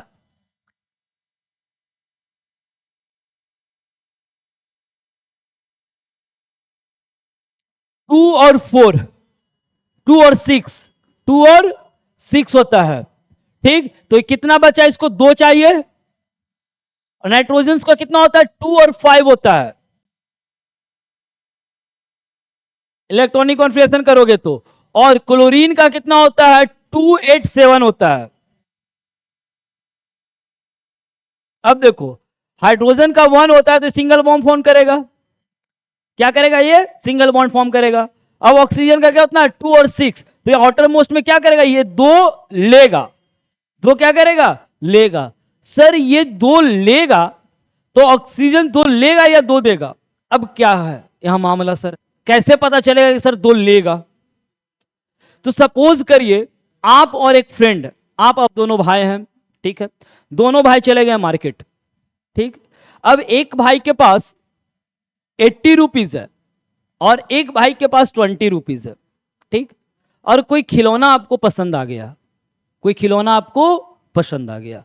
वो खिलौना 100 रुपीज का है। कितना का है सर? 100 रुपीज का है। तो ये बताना, आप ये जो 80 रुपीज वाला है वो 20 सेकेंड मान लेते हैं, ये बी भाई है और ये है, ठीक है। तो ये 80 रुपीज जिसके पास है, ए वाले के पास, वो क्या कहेगा, बी को बोलेगा क्या कि तुम मेरे को 20 रुपीज दे दो, बोलेगा ना, क्योंकि तुम्हारे पास तो पैसा बहुत कम है, तुम्हारे पास पैसा बहुत कम है, तुम तो खरीद सकते नहीं हो, क्योंकि इसको कितना चाहिए, 80 चाहिए, कितना चाहिए, 80 चाहिए। और लगता है कि जिसके पास 80 रुपया है वो 80 रुपया पूरा दे देगा, नहीं देगा, वो 80 रुपीज पूरा नहीं देगा बाबू, याद रखना, ठीक। तो बी वाला को क्या कहेगा ये कि तुम हमको 20 रुपीज दे दो, क्या करेगा, 20 रुपीज जब दे देगा तो इसके पास 100 रुपीज हो जाएगा, खिलौना हो जाएगा, किसका, खिलौना हो जाएगा ए वाला का, उसको मन करेगा तो खेलने के लिए देगा, ठीक। तो यहां पे अमीर कौन हो गया, तो सर यहां पे अमीर हो गया 20 रुपीज वाला, क्योंकि हाथ कौन पसारा, एम पसारा, हाथ भीख कौन मांगा, ए मांगा, किससे, बी से मांगा, क्यों, तो यहां पे अमीर कौन हो जाएगा, तो सर अमीर हो जाएगा बी और गरीब हो जाएगा ए। आया समझ में। अब यहां पे चलते हैं, तो यहां पे अब देखो क्वेश्चन से हट के यहां पे इस क्वेश्चन पे चलते हैं हम लोग। तो 2 और 8 6 है, तो 2 इसको क्या चाहिए, इसके पास 6 है ऑलरेडी, क्या है, 6 है, तो अदर आइटम्स को क्या कहेगा कि तुम हमको 2 दे दो, मेरा ऑक्टेट पूरा हो जाएगा, ठीक, मेरा ऑक्टेट पूरा। जब 2 देगा तो क्या कौन कितना बॉन्ड बनाएगा, 2 बॉन्ड बनाएगा, कितने बॉन्ड बनाएगा बाबू, 2 बॉन्ड बनाएंगे, तो इसका आंसर क्या हो जाएगा, बी हो जाएगा। हम नेक्स्ट क्वेश्चन की ओर चलते हैं।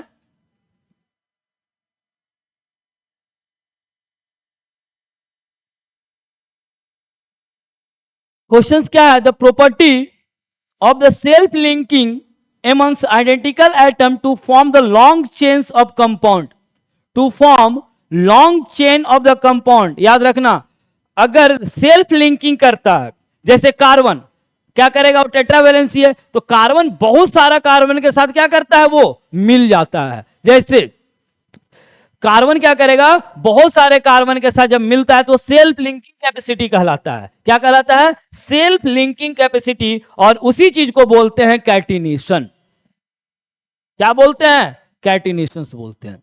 सेल्फ लिंकिंग, खुद में क्या करना, लिंक हो जाना, खुद में लिंक हो जाना, that is called self linking. और कार्बन का जो है वो कैटिनेशन प्रॉपर्टी फॉलो करता है, कार्बन क्या प्रॉपर्टी फॉलो करता है बाबू, कैटिनेशन प्रॉपर्टी फॉलो करता है, तो इसका आंसर क्या हो जाएगा, कैटिनेशन हो जाएगा और ए हो जाएगा। अब नेक्स्ट क्वेश्चन चलते हैं।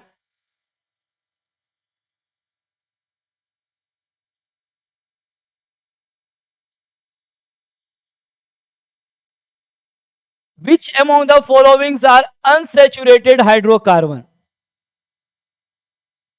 अनसेचुरेटेड हाइड्रोकार्बन, तो सेचुरेटेड हाइड्रोकार्बन क्या होता है सर, सिंगल बॉन्ड अगर बनाएगा तो वो सेचुरेटेड हाइड्रोकार्बन कहलाएगा। तो सिंगल बॉन्ड कौन बनाता है, अल्केन बनाता है, याद रखना, अल्केन, अल्केन होता है, अल्कीन होता है और अल्काइन होता है। ये सिंगल बॉन्ड बनाता है, ये डबल बॉन्ड बनाता है और ये ट्रिपल बॉन्ड बनाता है।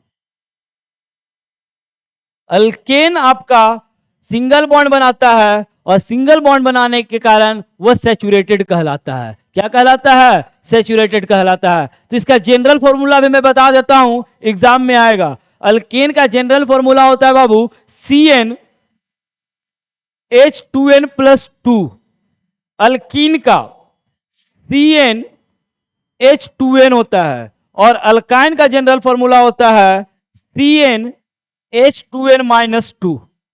अब कह रहे हैं हम क्या, तो अल्केन सर सेचुरेटेड हाइड्रोकार्बन है, सिंगल बॉन्ड बनाता है, और अल्काइन और अल्केन अनसेचुरेटेड हाइड्रोकार्बन है, वो डबल और ट्रिपल बॉन्ड बनाता है। तो क्वेश्चन क्या पूछ रहा है, अनसेचुरेटेड हाइड्रोकार्बन। तो देखो, तो ये फर्स्ट ऑप्शन नंबर ए में जब चलेंगे हम, single bond single bond single bond, तो क्या होगा, ये अनसेचुरेटेड होगा, नहीं सर ये सेचुरेटेड होगा, सिंगल बॉन्ड डबल बॉन्ड और सिंगल बॉन्ड, इसका मतलब क्या हो गया, ये जो आपका है अनसैचुरेटेड हाइड्रोकार्बन होगा। थर्ड चलते हैं, सिंगल बॉन्ड और सिंगल बॉन्ड, ये भी क्या हो जाएगा, सैचुरेटेड हो जाएगा, क्या हो जाएगा बाबू, सैचुरेटेड हो जाएगा। फिर यहां सिंगल बॉन्ड, डबल बॉन्ड आ गया, तो ये भी क्या हो जाएगा, अनसैचुरेटेड। पूछ क्या रहा है, अनसैचुरेटेड, तो 2 और 4 आपका अनसैचुरेटेड हो जाएगा। क्या हो जाएगा, option number 2 and option number 4। अब देखिए ऑप्शन नंबर 2 और 4 किस में है, सी में है सर, किस में है, सी में है। तो आंसर क्या हो जाएगा यहां, ऑप्शन नंबर सी हो जाएगा। नेक्स्ट क्वेश्चन चलते हैं।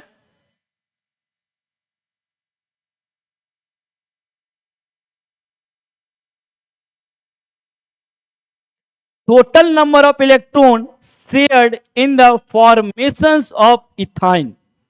इथाइन बनाने में कितने इलेक्ट्रॉन शेयर करेंगे, किस क्या बनाने में, इथाइन बनाने में बाबू।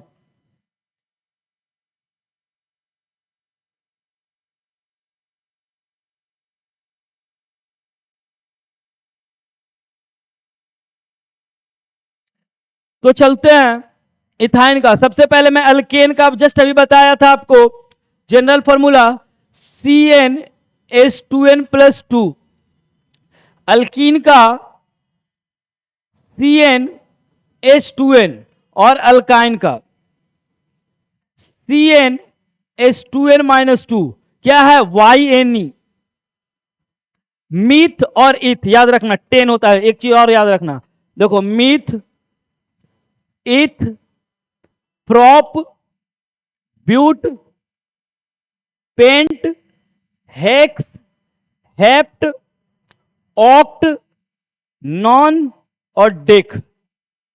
n equal to 1 2 3 4 5 6 7 8 9 10। अब क्या कह रहा है, इथ बोल रहा है ना, इथाइन। अब इथाइन का जनरल फॉर्मूला यहां पे पुट कर देते हैं। n इक्वल टू क्या है, 2 है, तो क्या हो जाएगा C2 और 2 2 जब 4 -2 H2, C2 और H2 हो जाएगा। अब C2 और H2 जो बनाएगा कितने बॉन्ड बनाएगा, तो देखो C,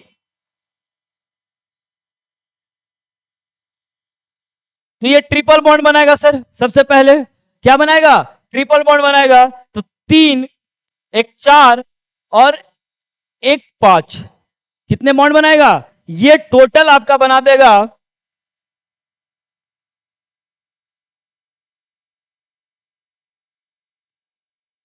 3 बॉन्ड बनाया।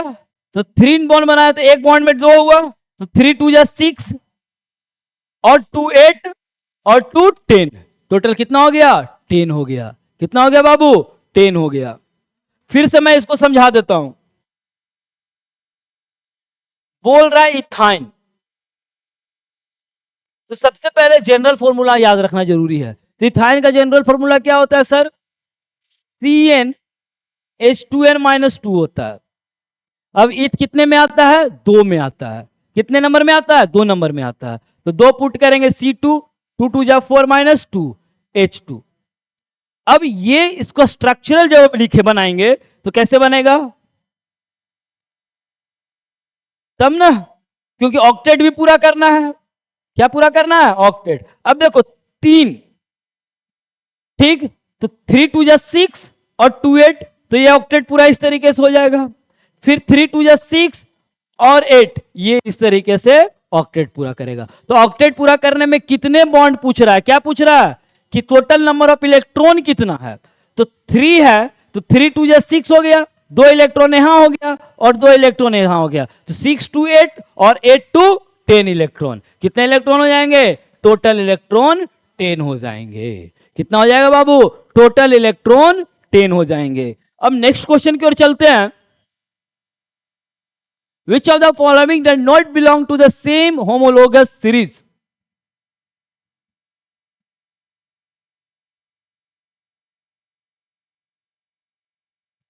सेम होमोलोगस सीरीज से अब नहीं करता है। होमोलोगस सीरीज क्या है, क्या बताए थे, होमोलोगस सीरीज में एक चीज याद रखना, अगर अल्केन रहेगा ना तो डिफर करेगा। जैसे मीथेन लिख रहे हैं, तो मीथेन, इथेन, प्रोपेन, ब्यूटेन, ये चारों को जब देखोगे ना तो डिफर करेगा CH2 से। जैसे मीथेन लिख रहे हैं तो मीथ N = 1, क्या हो जाएगा CnH2n+2 करेंगे तो 1 1 +2 तो CH3, यहां पे 2 करेंगे तो C2H6।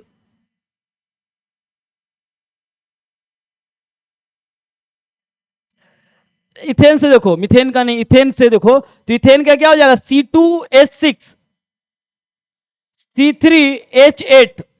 अब देखो ये डिफर कर रहा है कितना से, CH2 से। कितने से डिफर करेगा, CH2 से। तो सेम होना चाहिए, अगर अल्केन ग्रुप का रहेगा तब सेम होगा, तब वो होमोलोगस सीरीज बनाएगा। ऐसा नहीं कि अगर यहां इथेन लिख दिए और यहां आपका प्रोपाइन लिख दिए तो ये होमोलोगस सीरीज नहीं होगा, होमोलोगस सीरीज नहीं होगा। क्यों, करके दिखा देते हैं।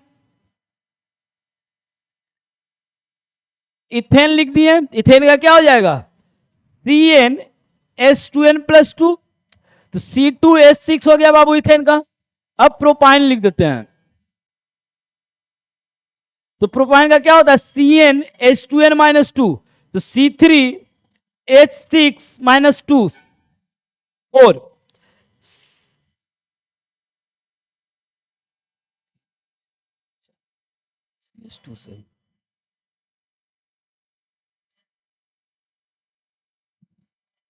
अब CH4 ये क्या हो जाएगा, CnH2n+2 तो C2 C1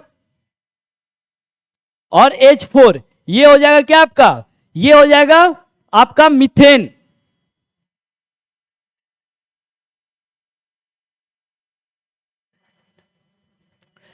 ethane,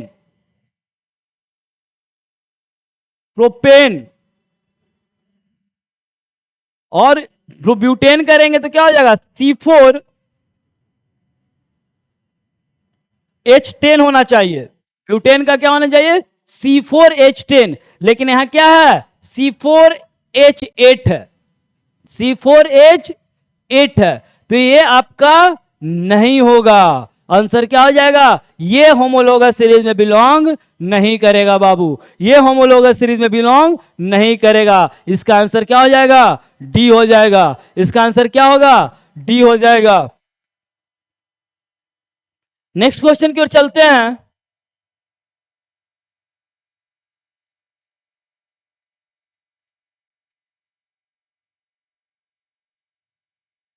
The law of reflections hold true for, the law of reflections hold true for। अब लॉ ऑफ रिफ्लेक्शन क्या होता है बाबू, the phenomenon of bouncing back of light in same media after striking the mirror। Mirror को strike करने के बाद, suppose करिए plane mirror है, तो प्लेन मिरर को अगर कोई एक रेज आ रहा है तो जिस एंगल बनाकर रेज आ रहा है उसी एंगल बनाकर वो बाउंस बैक करेगा। क्या करेगा, बाउंस बैक करेगा। वो क्या कहलाता है आपका, रिफ्लेक्शन कहलाता है। और इस क्या है, इसको बोलते हैं इंसिडेंट रे। क्या बोलते हैं बाबू, इसको बोलते हैं इंसिडेंट रे। और इंसिडेंट पहुंचा, इसको बोलते हैं रिफ्लेक्टेड रे। ये सेम एंगल बनाकर क्या करेगा, वापस जाएगा। इसको क्या बोलते हैं, रिफ्लेक्टेड रेज। और ये कहलाता है आपका नॉर्मल। ये क्या कहलाता है, नॉर्मल कहलाता है बाबू। ठीक, और एक चीज और याद रखना, ये इंसिडेंट रे, ये दोनों, ये टोटल इंसिडेंट रे और नॉर्मल रेज के बीच कितने डिग्री का एंगल बनाता है, 90 डिग्री का एंगल बनाता है। कितने डिग्री का, 90 डिग्री का एंगल बनाता है। क्वेश्चंस एग्जाम में पूछ दिया जाता है, क्वेश्चंस एग्जाम में पूछ देते हैं कि अगर सपोज दैट ये आपको दे दिया जाए, ये वाला एंगल आपको दे दिया 40, तो पूछ देगा रिफ्लेक्टेड रेज कितने एंगल बनाकर वो रिफ्लेक्ट करेगा। तो क्या करिएगा, अभी जस्ट बताएं, इंसिडेंट रे के साथ ये जो बनाएगा 90 डिग्री जब बनाएगा बाबू, तो ये 40 है, तो ये कितना हो जाएगा, 50 डिग्री हो जाएगा। तो ये जब 50 डिग्री पर एंगल गया, इंसिडेंट किया है, तो रिफ्लेक्ट भी कितने डिग्री पर करेगा, 50 डिग्री पर करेगा। कभी मत कर देना 40 डिग्री पे, जब भी रिफ्लेक्ट करेगा तो कितने पर करेगा, वो 50 डिग्री पे रिफ्लेक्ट करेगा बाबू। ठीक, तो अब क्वेश्चंस देखिए, दो लॉ भी होता है इसका। एक होता है, पहला लॉज क्या होता है बाबू, मैं बता रहा हूं। पहला लॉज लिखिए, the incident ray, reflected ray and normal all lies in the same plane, या आप बोल सकते हो सेम पॉइंट, और सेम पॉइंट। सेकेंड लॉ है बाबू, the angle of incidence is equal to angle of reflection. इसको देखो, उसके बाद मैं जस्ट अभी डायग्राम बनाकर मैं दिखाऊंगा।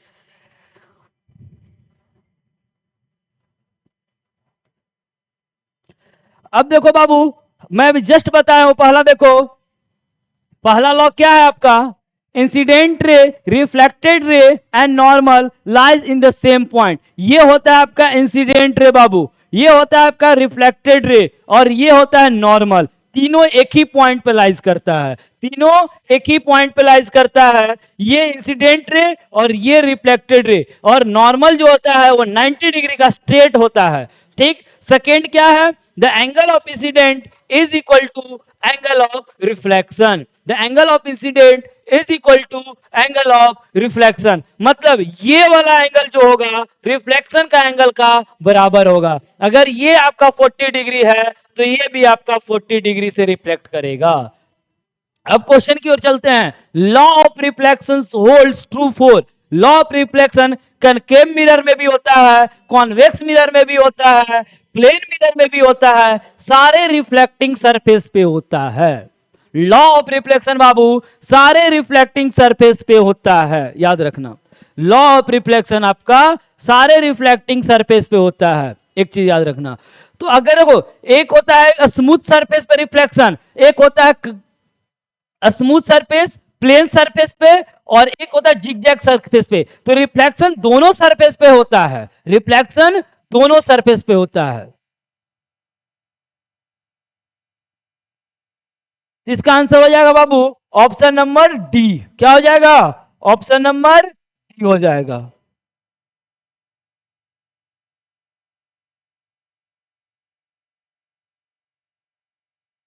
हम नेक्स्ट क्वेश्चन की ओर चलते हैं।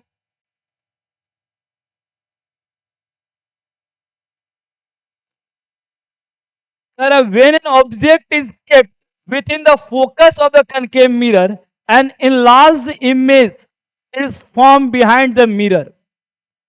जब हम ऑब्जेक्ट को कहां रखेंगे, फोकस पे of concave mirror, and enlarged image is formed behind the mirror. एक चीज याद रखना, कनकेव मिरर में एक केस खाली बनता है बाबू। कनकेव मिरर में एक केस बनता है जब हम ऑब्जेक्ट को, जब हम ऑब्जेक्ट को कहां रखते हैं,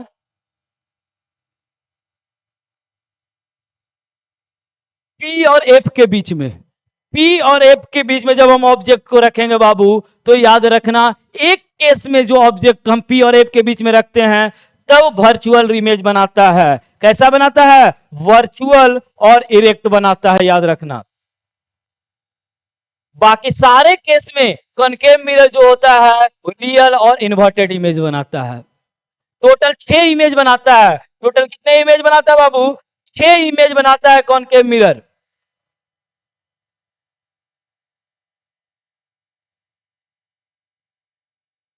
कॉनकेव मिरर टोटल 6 इमेज बनाते हैं और 6 इमेज में एक जो ऑब्जेक्ट रखते हैं हम लोग,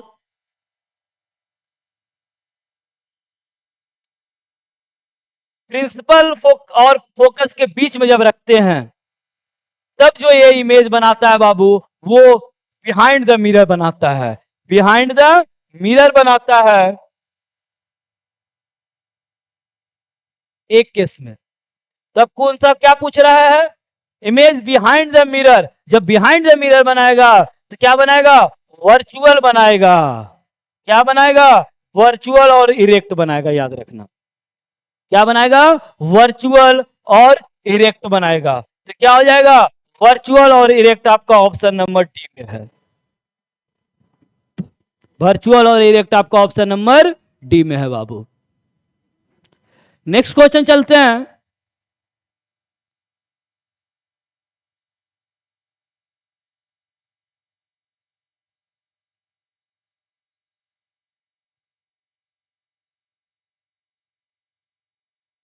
In the torch, searchlight and headlights of vehicles, the bulbs is placed. Bulb को कहां रखते हैं, तो याद रखना टॉर्च, सर्च लाइट और व्हीकल्स में बल्ब को हम रखते हैं very near to the focus of the reflector. कहां रखते हैं, फोकस के नियर में रखते हैं। कहां रखते हैं बाबू, फोकस के नियर में रखते हैं। क्यों रखते हैं, क्योंकि रिफ्लेक्टेड रे जो होता है पैरेलल प्रिंसिपल एक्सिस का जाता है। रिफ्लेक्टेड रे जो होता है बाबू वो प्रिंसिपल एक्सिस का पैरेलल जाएगा और ये पैरेलल जाने के कारण वो लॉन्ग डिस्टेंस ट्रेवल करेगा विदाउट स्प्रेडिंग, बिना स्प्रेड का, बिना स्प्रेड का वो लॉन्ग डिस्टेंस ट्रेवल करेगा। अब देखो अगर हम टॉर्च मार रहे हैं, अगर वो स्प्रेड कर गया तो वो लाइट जा पाएगा, नहीं जा पाएगा। तो बिना स्प्रेड किए हुए वो क्या करता है, लॉन्ग डिस्टेंस ट्रेवल करता है। तो कहां लगते हैं हम लोग, very near to the focus of the reflector. Answer क्या हो जाएगा, बी हो जाएगा। नेक्स्ट क्वेश्चन चलते हैं।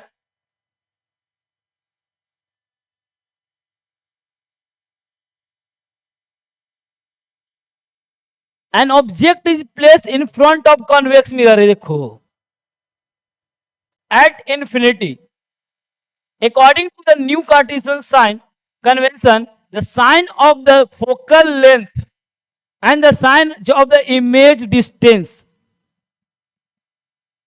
size of the image distance in the case are, अब यहां भी समझो अच्छे तरीके से। ये कनकेव मिरर है और ये कॉन्वेक्स मिरर है। यू बोलते हैं ऑब्जेक्ट डिस्टेंस को, भी बोलते हैं इमेज डिस्टेंस को, एक बोलते हैं फोकस को, फोकल लेंथ को। कनकेव मिरर में याद रखना सारा निगेटिव होता है। एक केस में सिर्फ पॉजिटिव होता है आपका इमेज डिस्टेंस। एक केस में जब P और F के बीच में रखते हैं तब, P और F के बीच में रखेंगे तो एक केस में क्या होगा, आपका पॉजिटिव होगा। वो जब ऑब्जेक्ट को हम कहां रखेंगे, P एंड F के बीच में रखेंगे तो इमेज जो बनेगा बाबू बिहाइंड द मिरर बनेगा और उस केस में पॉजिटिव होता है, उस केस में पॉजिटिव होता है। और लेकिन कॉन्वेक्स मिरर में आप चले आइए तो कॉन्वेक्स मिरर में आपका U हमेशा निगेटिव होता है, U निगेटिव बाकी सारा पॉजिटिव होता है, U निगेटिव बाकी सारा पॉजिटिव होता है। ठीक, तो इसका आंसर क्या हो जाएगा, कुछ क्या रहा है आपसे, फोकल लेंथ पूछ रहा है और इमेज डिस्टेंस पूछ रहा है। फोकल लेंथ और इमेज डिस्टेंस, तो सारा पॉजिटिव। देखिए फोकल लेंथ क्या हो जाएगा, इमेज डिस्टेंस यहां पॉजिटिव है और फोकल लेंथ भी मेरा पॉजिटिव है। तो ऑप्शन नंबर डी क्या हो जाएगा, ऑप्शन नंबर डी हो जाएगा बाबू।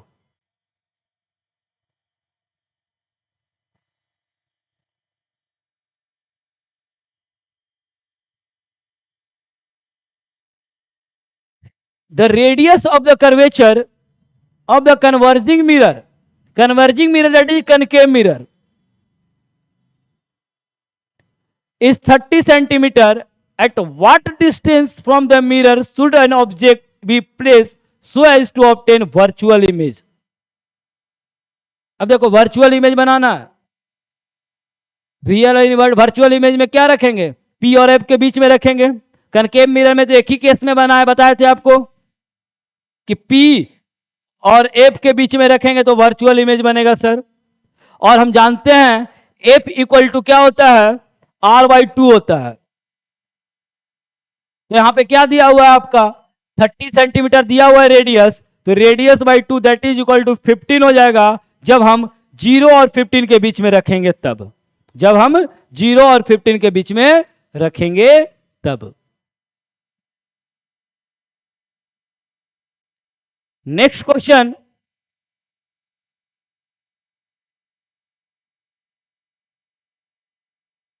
which of the following can make a parallel beam of light when light from the point sources of incident, light from point sources of incident on it?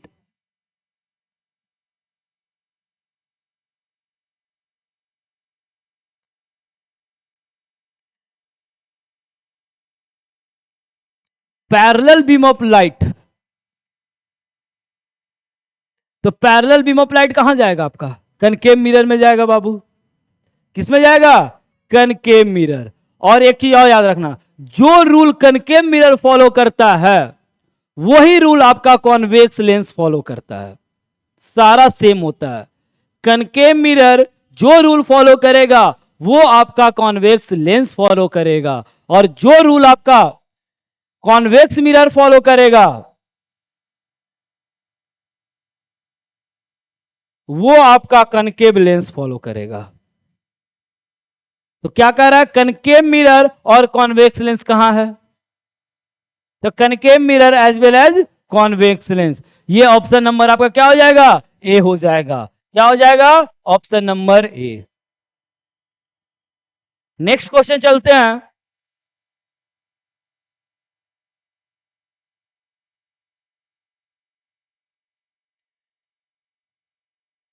कह रहा the refractive index of the flint glass is 1.65 and that of the alcohol is 1.36 with respect to air. दोनों किसके respect में है, air के respect में है। Then what is the refractive index of the flint glass with respect to alcohol. अब इसका refractive index निकालना है, किसका, flint glass with respect to alcohol. मतलब ग्लास का रिफ्रैक्टिव इंडेक्स निकालना है किसके रिस्पेक्ट में, अल्कोहल के रिस्पेक्ट में। तो ग्लास का रिफ्रैक्टिव इंडेक्स अल्कोहल के रिस्पेक्ट में जब हम निकालेंगे तो लिखेंगे refractive index of glass by refractive index of alcohol. तो रिफ्रैक्टिव इंडेक्स ऑफ ग्लास 1.65 है और अल्कोहल का 1.36 है, इसको कैंसिल करोगे तो अप्रोक्स आ जाएगा 1.21। करके देख लेना, आंसर अप्रोक्स 1.21 आएगा। नेक्स्ट क्वेश्चन,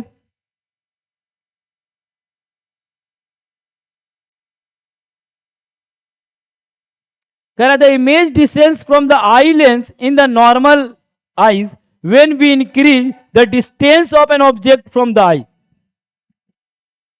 देखो सबसे पहले इमेज कहां बनाता है आईज में, तो सर रेटिना पर बनाता है। कहां बनाता है, और रेटिना पर बनाता है। जब रेटिना पर इमेज बनाता है तो distance between eye lens and retina fix होता है। आई लेंस और रेटिना का बीच का डिस्टेंस, जो दोनों के बीच का डिस्टेंस होता है बाबू वो फिक्स होता है। क्या होता है आपका, फिक्स होता है। और जब ऑब्जेक्ट इंक्रीज और डिक्रीज करता है, याद करना, व्हेन ऑब्जेक्ट इंक्रीज और डिक्रीज करता है, सिलियरी मसल्स एक होता है आईज में, क्या होता है, सिलियरी मसल्स होता है, वो क्या करता है, फोकल लेंथ को एडजस्ट करता है। क्या करेगा, फोकल लेंथ को एडजस्ट कौन करता है, सिलियरी मसल्स करता है। ठीक, तो वी इंक्रीज द, क्या कर रहा है, image distance from the eye lens in the normal eye when we increase the distance of an object. अगर ऑब्जेक्ट का डिस्टेंस को आप इंक्रीज करिए या डिक्रीज करिए, कोई इफेक्ट नहीं पड़ेगा इमेज डिस्टेंस पे, रिमेन अनचेंज। क्यों? क्योंकि फोकल लेंथ आपका सेम रहता है, फिक्स रहता है, और सिलियरी मसल्स क्या करता है? एडजस्ट कर लेता है। तो कोई डिफरेंसेस नहीं होगा, रिमेन अनचेंज होगा। क्या होगा बाबू? Remain unchanged. Next question, person suffering from the cataract, cataract, हाँ, तो जो इस बीमारी से सफर करते हैं,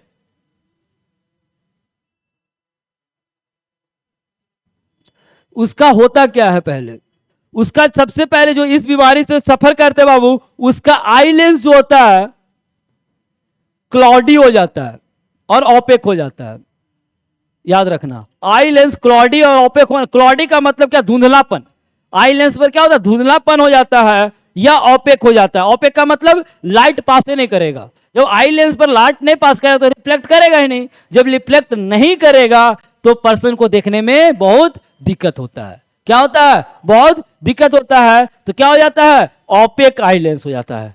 क्या हो जाता है? आई लेंस कैसा हो जाता है? ओपेक हो जाता है या क्लॉडी हो जाता है। आंसर क्या हो जाएगा यहां पे? डी हो जाएगा। नेक्स्ट क्वेश्चन,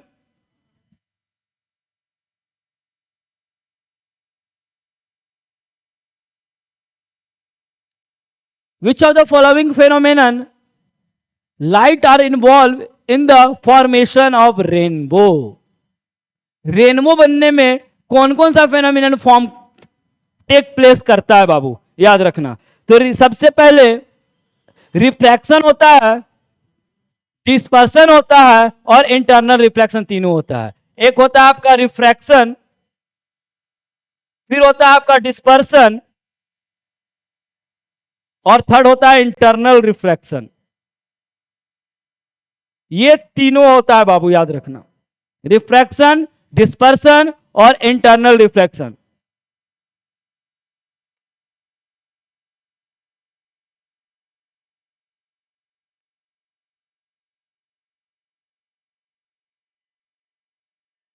रिफ्रैक्शन क्या होगा?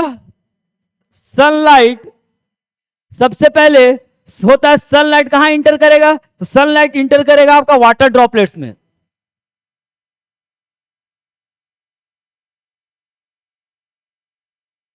जब सनलाइट इंटर करेगा वाटर ड्रॉपलेट्स में तो क्या हो गया? रिफ्रैक्शन हो गया। रिफ्रैक्शन का मतलब वो बेंड कर जाएगा। क्या होगा? बेंड करेगा। और जैसे वाटर ड्रॉपलेट्स इंटर किया सनलाइट, उसके बाद वो डिस्पर्सन हो जाता है। डिस्पर्सन का मतलब 7 कलर में वो क्या हो जाता है? डिस्पर्स हो जाता है। क्या हो जाता है? डिस्पर्स हो जाता है। फिर उसके बाद क्या होता है बाबू? इंटरनल रिफ्लेक्शन होता है। क्या होता है? इंटरनल रिफ्लेक्शन होता है। और इंटरनल रिफ्लेक्शन के बाद क्या होता है? एक और होता है, फिर रिफ्लेक्शन होता है। याद रखना, इंटरनल रिफ्लेक्शन होता है। लाइट क्या होता है इंटरनल रिफ्लेक्शन में? लाइट जो होता है बाबू वो रिफ्लेक्ट करेगा इनसाइड द वाटर ड्रॉपलेट्स। वो लाइट जो होता है इंटरनल रिफ्लेक्शन में इनसाइड क्या करेगा? वो रिफ्लेक्ट करेगा। और फिर उसके बाद क्या होगा बाबू? तो द्वारा आपका रिफ्रैक्शन होता है। क्या होता है? द्वारा आपका रिफ्रैक्शन होगा। तो क्या होगा? रिफ्रैक्शन, डिस्पर्सन और इंटरनल रिफ्लेक्शन। इसका ऑप्शन क्या हो जाएगा बाबू? ऑप्शन नंबर सी हो जाएगा। चलते हैं नेक्स्ट क्वेश्चन की ओर।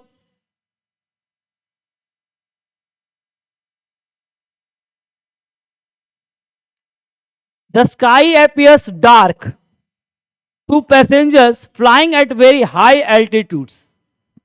क्यों? हाई एल्टीट्यूड्स में स्काई जो होते हैं वो डार्क क्यों हो जाते हैं? तो एक चीज याद रखना, जब हाई एल्टीट्यूड होता है, हवा जो होता है एयर पतला हो जाता है। एयर क्या हो जाता है? थीन हो जाता है। जब एयर थीन हो जाएगा तो मॉलिक्यूल्स क्या हो जाएंगे? स्मॉलर हो जाएंगे। मॉलिक्यूल्स क्या हो जाएंगे? स्मॉलर हो जाएंगे। लेस हो जाता है। स्मॉलर का मतलब क्या हो जाता है? लेस हो जाना। स्मॉलर का मतलब लेस हो जाएगा। और स्कैटरिंग ऑफ लाइट बहुत कम हो जाता है। उसके बाद क्या होता है? Scattering of light very less हो जाता है। क्या हो जाता है? वेरी लेस हो जाता है। तो इसका आंसर क्या हो जाएगा आपका, scattering of light is not enough at such height. बहुत कम हो जाता है scattering of light. Scattering of light क्या हो जाता है, बहुत कम हो जाता है। There is no atmosphere at a greater height, atmosphere नहीं रहता है, रहता है सर, लेकिन बहुत कम रहता है। Size of molecules is smaller than the wavelength of visible light, नहीं स्मॉलर नहीं होता है बाबू। The light get scattered towards the earth, नहीं अर्थ की ओर स्कैटर्ड नहीं करता है। Scattering of light is not enough at the such height, scattering होता ही नहीं है, इसलिए the sky appear dark to the passenger flying at very high altitudes.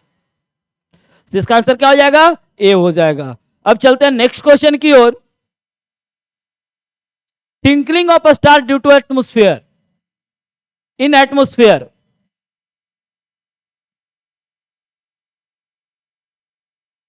किसके कारण स्टार ट्विंकल करता है, तो याद रखना स्टार जो ट्विंकल करेगा आपका बाबू, refraction of light by different layer of varying different refractive index. देखो लाइट बहुत सारा लेयर होता है, जब बहुत सारा लेयर होगा तो लाइट क्या करेगा, एक लेयर से दूसरे लेयर में आएगा, दूसरे लेयर से तीसरे लेयर में आएगा, और हर लेयर में क्या होगा, टेम्परेचर अलग होता है, डेंसिटी अलग होता है। जब टेम्परेचर अलग होगा, डेंसिटी अलग होगा, तो क्या होगा, वो स्पीड बढ़ेगा घटेगा। जब स्पीड बढ़े घटेगा तो क्या होता है, स्टार ट्विंकल करता है। क्या करता है, स्टार ट्विंकल करता है। तो इसका आंसर क्या हो जाएगा, बी हो जाएगा। चलते हैं नेक्स्ट क्वेश्चन की ओर।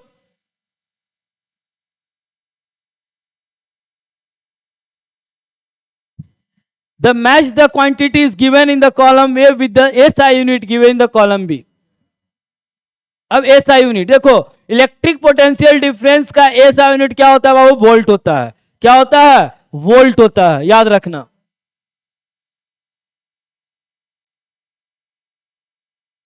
रेसिस्टिविटी और रेसिस्टेंस, यहां पे लोग क्या कर जाते हैं, कंफ्यूज कर जाते हैं। रेसिस्टेंस का होता है ओम, और रेसिस्टिविटी का ओम मीटर होता है। रेसिस्टिविटी का क्या होगा, ओम मीटर, और रेसिस्टेंस का ओम होता है। और इलेक्ट्रिक चार्ज का क्या होगा, कूलम होगा। क्या होगा, कूलम होगा। तो अब मिला लीजिए, इलेक्ट्रिक पोटेंशियल 1 का 2 कहां है सर, 1 का 2 यहां भी है, 1 का 2 यहां भी है, ये दोनों कैंसिल हो गया। रेसिस्टिविटी बी का क्या हो जाएगा, ओम मीटर, तो बी का 4, बी का क्या है सर, 1 है, ये भी कैंसिल हो गया। तो आंसर क्या हो जाएगा, option number D, option number D हो जाएगा। नेक्स्ट क्वेश्चन की ओर चलते हैं।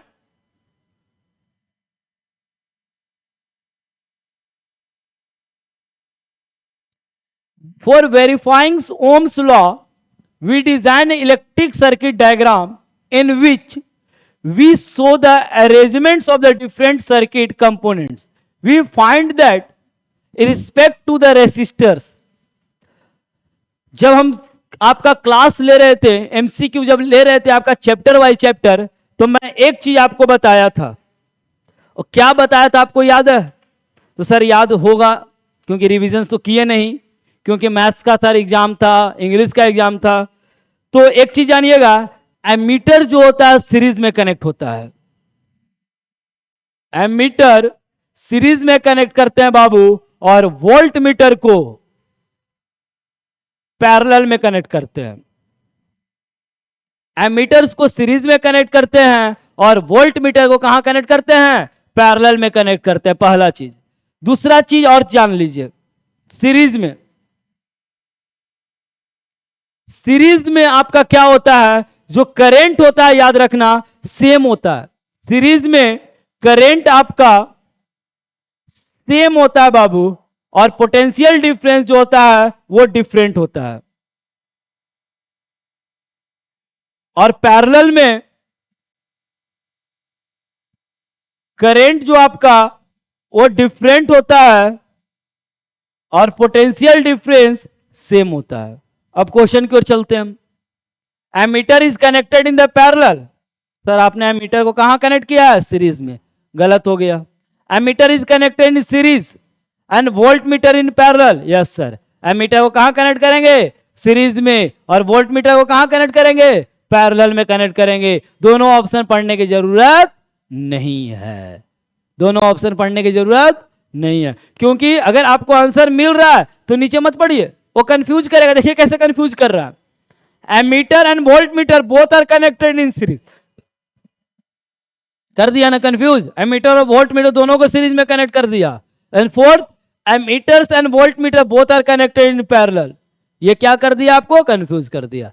तो क्यों कंफ्यूज, जब आंसर मेरा मिल रहा है सेकंड में तो हम दोनों को छोड़ देते हैं, आंसर क्या हो जाएगा, बी हो जाएगा। नेक्स्ट क्वेश्चन चलते हैं।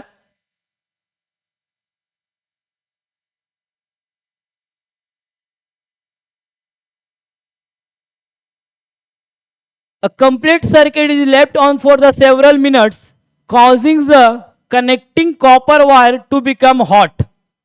As the temperature of V increase, the electric resistance of the wire. तो हम एक चीज बताए थे रेसिस्टेंस के बारे में। रेसिस्टेंस जो होता है डायरेक्टली प्रोपोर्शनल होता है लेंथ बाय एरिया का, और ये इस रेसिस्टेंस जो होता है, एक चीज और रखना, लेंथ बढ़ेगा तो रेसिस्टेंस बढ़ेगा, लेंथ घटेगा तो रेसिस्टेंस भी घटेगा, और इनवर्सली प्रोपोर्शनल होता है एरिया का, मतलब एरिया बढ़ गया तो रेसिस्टेंस कम जाएगा। लेकिन एक चीज और याद रखना, वो डिपेंड टेम्परेचर पे भी करता है। वो किस पे डिपेंड करता है, टेम्परेचर पे भी डिपेंड करता है, याद रखना। अगर टेम्परेचर बढ़ेगा तो रेसिस्टेंस बढ़ेगा, और टेम्परेचर घटेगा तो रेसिस्टेंस घटेगा। तो क्या कह रहा है, as the temperature of we increase remain the same, नहीं, जैसे टेम्परेचर को इंक्रीज करेंगे तो रेसिस्टेंस भी मेरा क्या हो जाएगा, इंक्रीज कर जाएगा। सर क्यों, क्योंकि वो भी टेम्परेचर का डायरेक्टली प्रोपोर्शनल है। किसका प्रोपोर्शनल डायरेक्टली है, टेम्परेचर का। तो आंसर क्या हो जाएगा, सी हो जाएगा बाबू। नेक्स्ट क्वेश्चन चलते हैं, question number 48।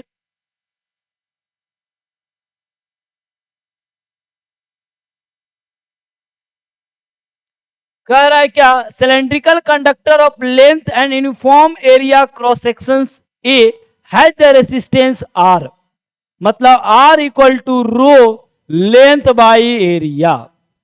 Another conductor of length 2.5, दूसरा जो कंडक्टर है बाबू उसका लेंथ कितना है, 2.5 है, एंड द रेसिस्टेंस 0.5, एरिया नहीं रेसिस्टेंस पूछ, रेसिस्टेंस कितना है 0.5। The same material has area of the cross section, इसमें area of the cross section पूछ रहा है। ये इक्वेशन 1 मान लीजिए, इक्वेशन 2 मान लीजिए। अब डिवाइड कर दीजिए, रो से रो कैंसिल कर दीजिए, तो क्या हो जाएगा, r by 0.5 equal to L by A, और a ऊपर चला जाएगा और हो जाएगा 2.5, पॉइंट हटाने के लिए 10 कर दीजिए, एरिया से एरिया कैंसिल हो जाएगा, तो आपका क्या हो जाएगा 10 यहां कर दीजिए पॉइंट हटाने के लिए, तो यहां पे हो जाएगा 10 r by 5 equal to 10 by 25। यहां से r जब निकालिएगा तो 5 इंटू 10 बाई 10 इंटू 25, 5 5 जा 25, 10 से 10 कैंसिल, 1 बाई 5 कितना हो जाएगा 1 बाई 5। देख लीजिए,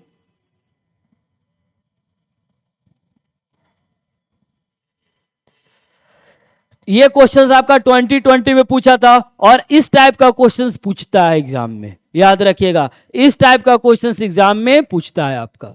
चलिए नेक्स्ट क्वेश्चन की ओर चलते हैं।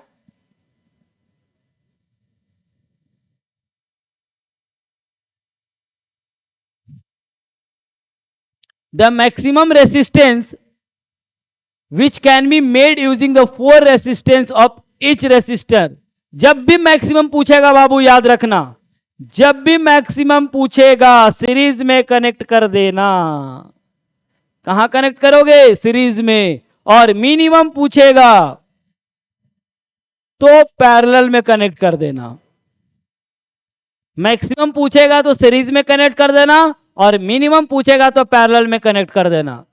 अब देखो कितना है 1/2, कितना है 4 रेसिस्टर है, 1/2 प्लस 1/2 प्लस 1/2, एलसीएम लेंगे 1 1 1 1, 4/2 डेट इक्वल टू 2। मैक्सिमम कितना होगा 2 ओम होगा सर। कितना होगा? 2 ओम होगा सर। अब चलते हैं नेक्स्ट क्वेश्चन की ओर, question number 50।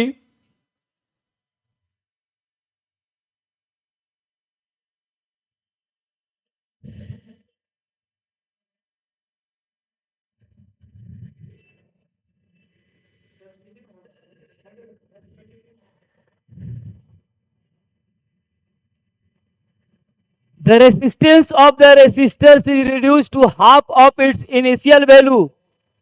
Resistance of the resistor को क्या किया है बाबू? हाफ कर दिए हैं। In doing so if other parameters of the circuit remain unchanged, other parameter को क्या किए हैं? चेंज नहीं किए हैं, सिर्फ हम क्या किए हैं? रेसिस्टर्स को क्या किए हैं? हाफ किए हैं। The heating effect of the resistor will be, heating effect पूछ रहा है बाबू, याद रखना हीटिंग इफेक्ट होता है एक formula H equal to I square by I square R T होता है, और एक होता है H इक्वल टू भी square by R into T होता है। अब इस वैल्यू पर पुट कर दो,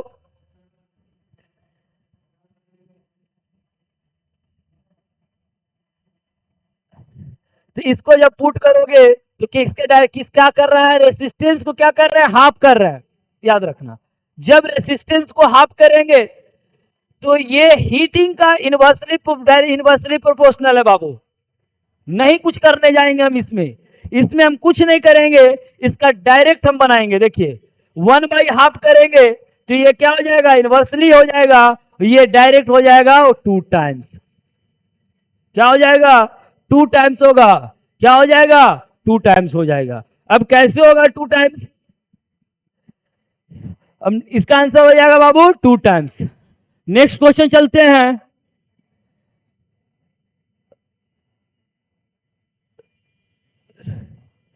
लास्ट क्वेश्चन है, which of the following patterns correctly describe the magnetic field around a long straight current carrying wire. याद रखना, जब long straight current carrying wire रहेगा तो वो जब भी रहेगा आपका, तो concentric circles centered around the wire. Straight line perpendicular to the wire नहीं होगा, straight line passes parallel to the wire भी नहीं होगा। Radial lines originating from the wire. देखो straight magnetic field around the straight current carrying wire, ये इस तरीके का बनता है बाबू, और ये इस तरीके का बनता है तो कंसेंट्रिक सर्किल बनाता है। कैसा बनाता है? Concentric circle centred around the wire. इसका आंसर हो जाएगा आपका डी हो जाएगा। आपका लास्ट पेपर साइंस का है बाबू, 25 को है। एक बार आप इस मैराथन को जरूर देखिएगा, आपको ये बहुत बेनिफिट करेगा, और अपने दोस्त के पास भी शेयर करिए। जितना एनर्जी से मैं पढ़ाया हूं बाबू, आप भी कोशिश करिएगा कि उसी एनर्जी से आप भी पढ़ने के लिए, और अपने दोस्त के पास शेयर करिए और चैनल को सब्सक्राइब करिए। That's all, thank you, have a nice day.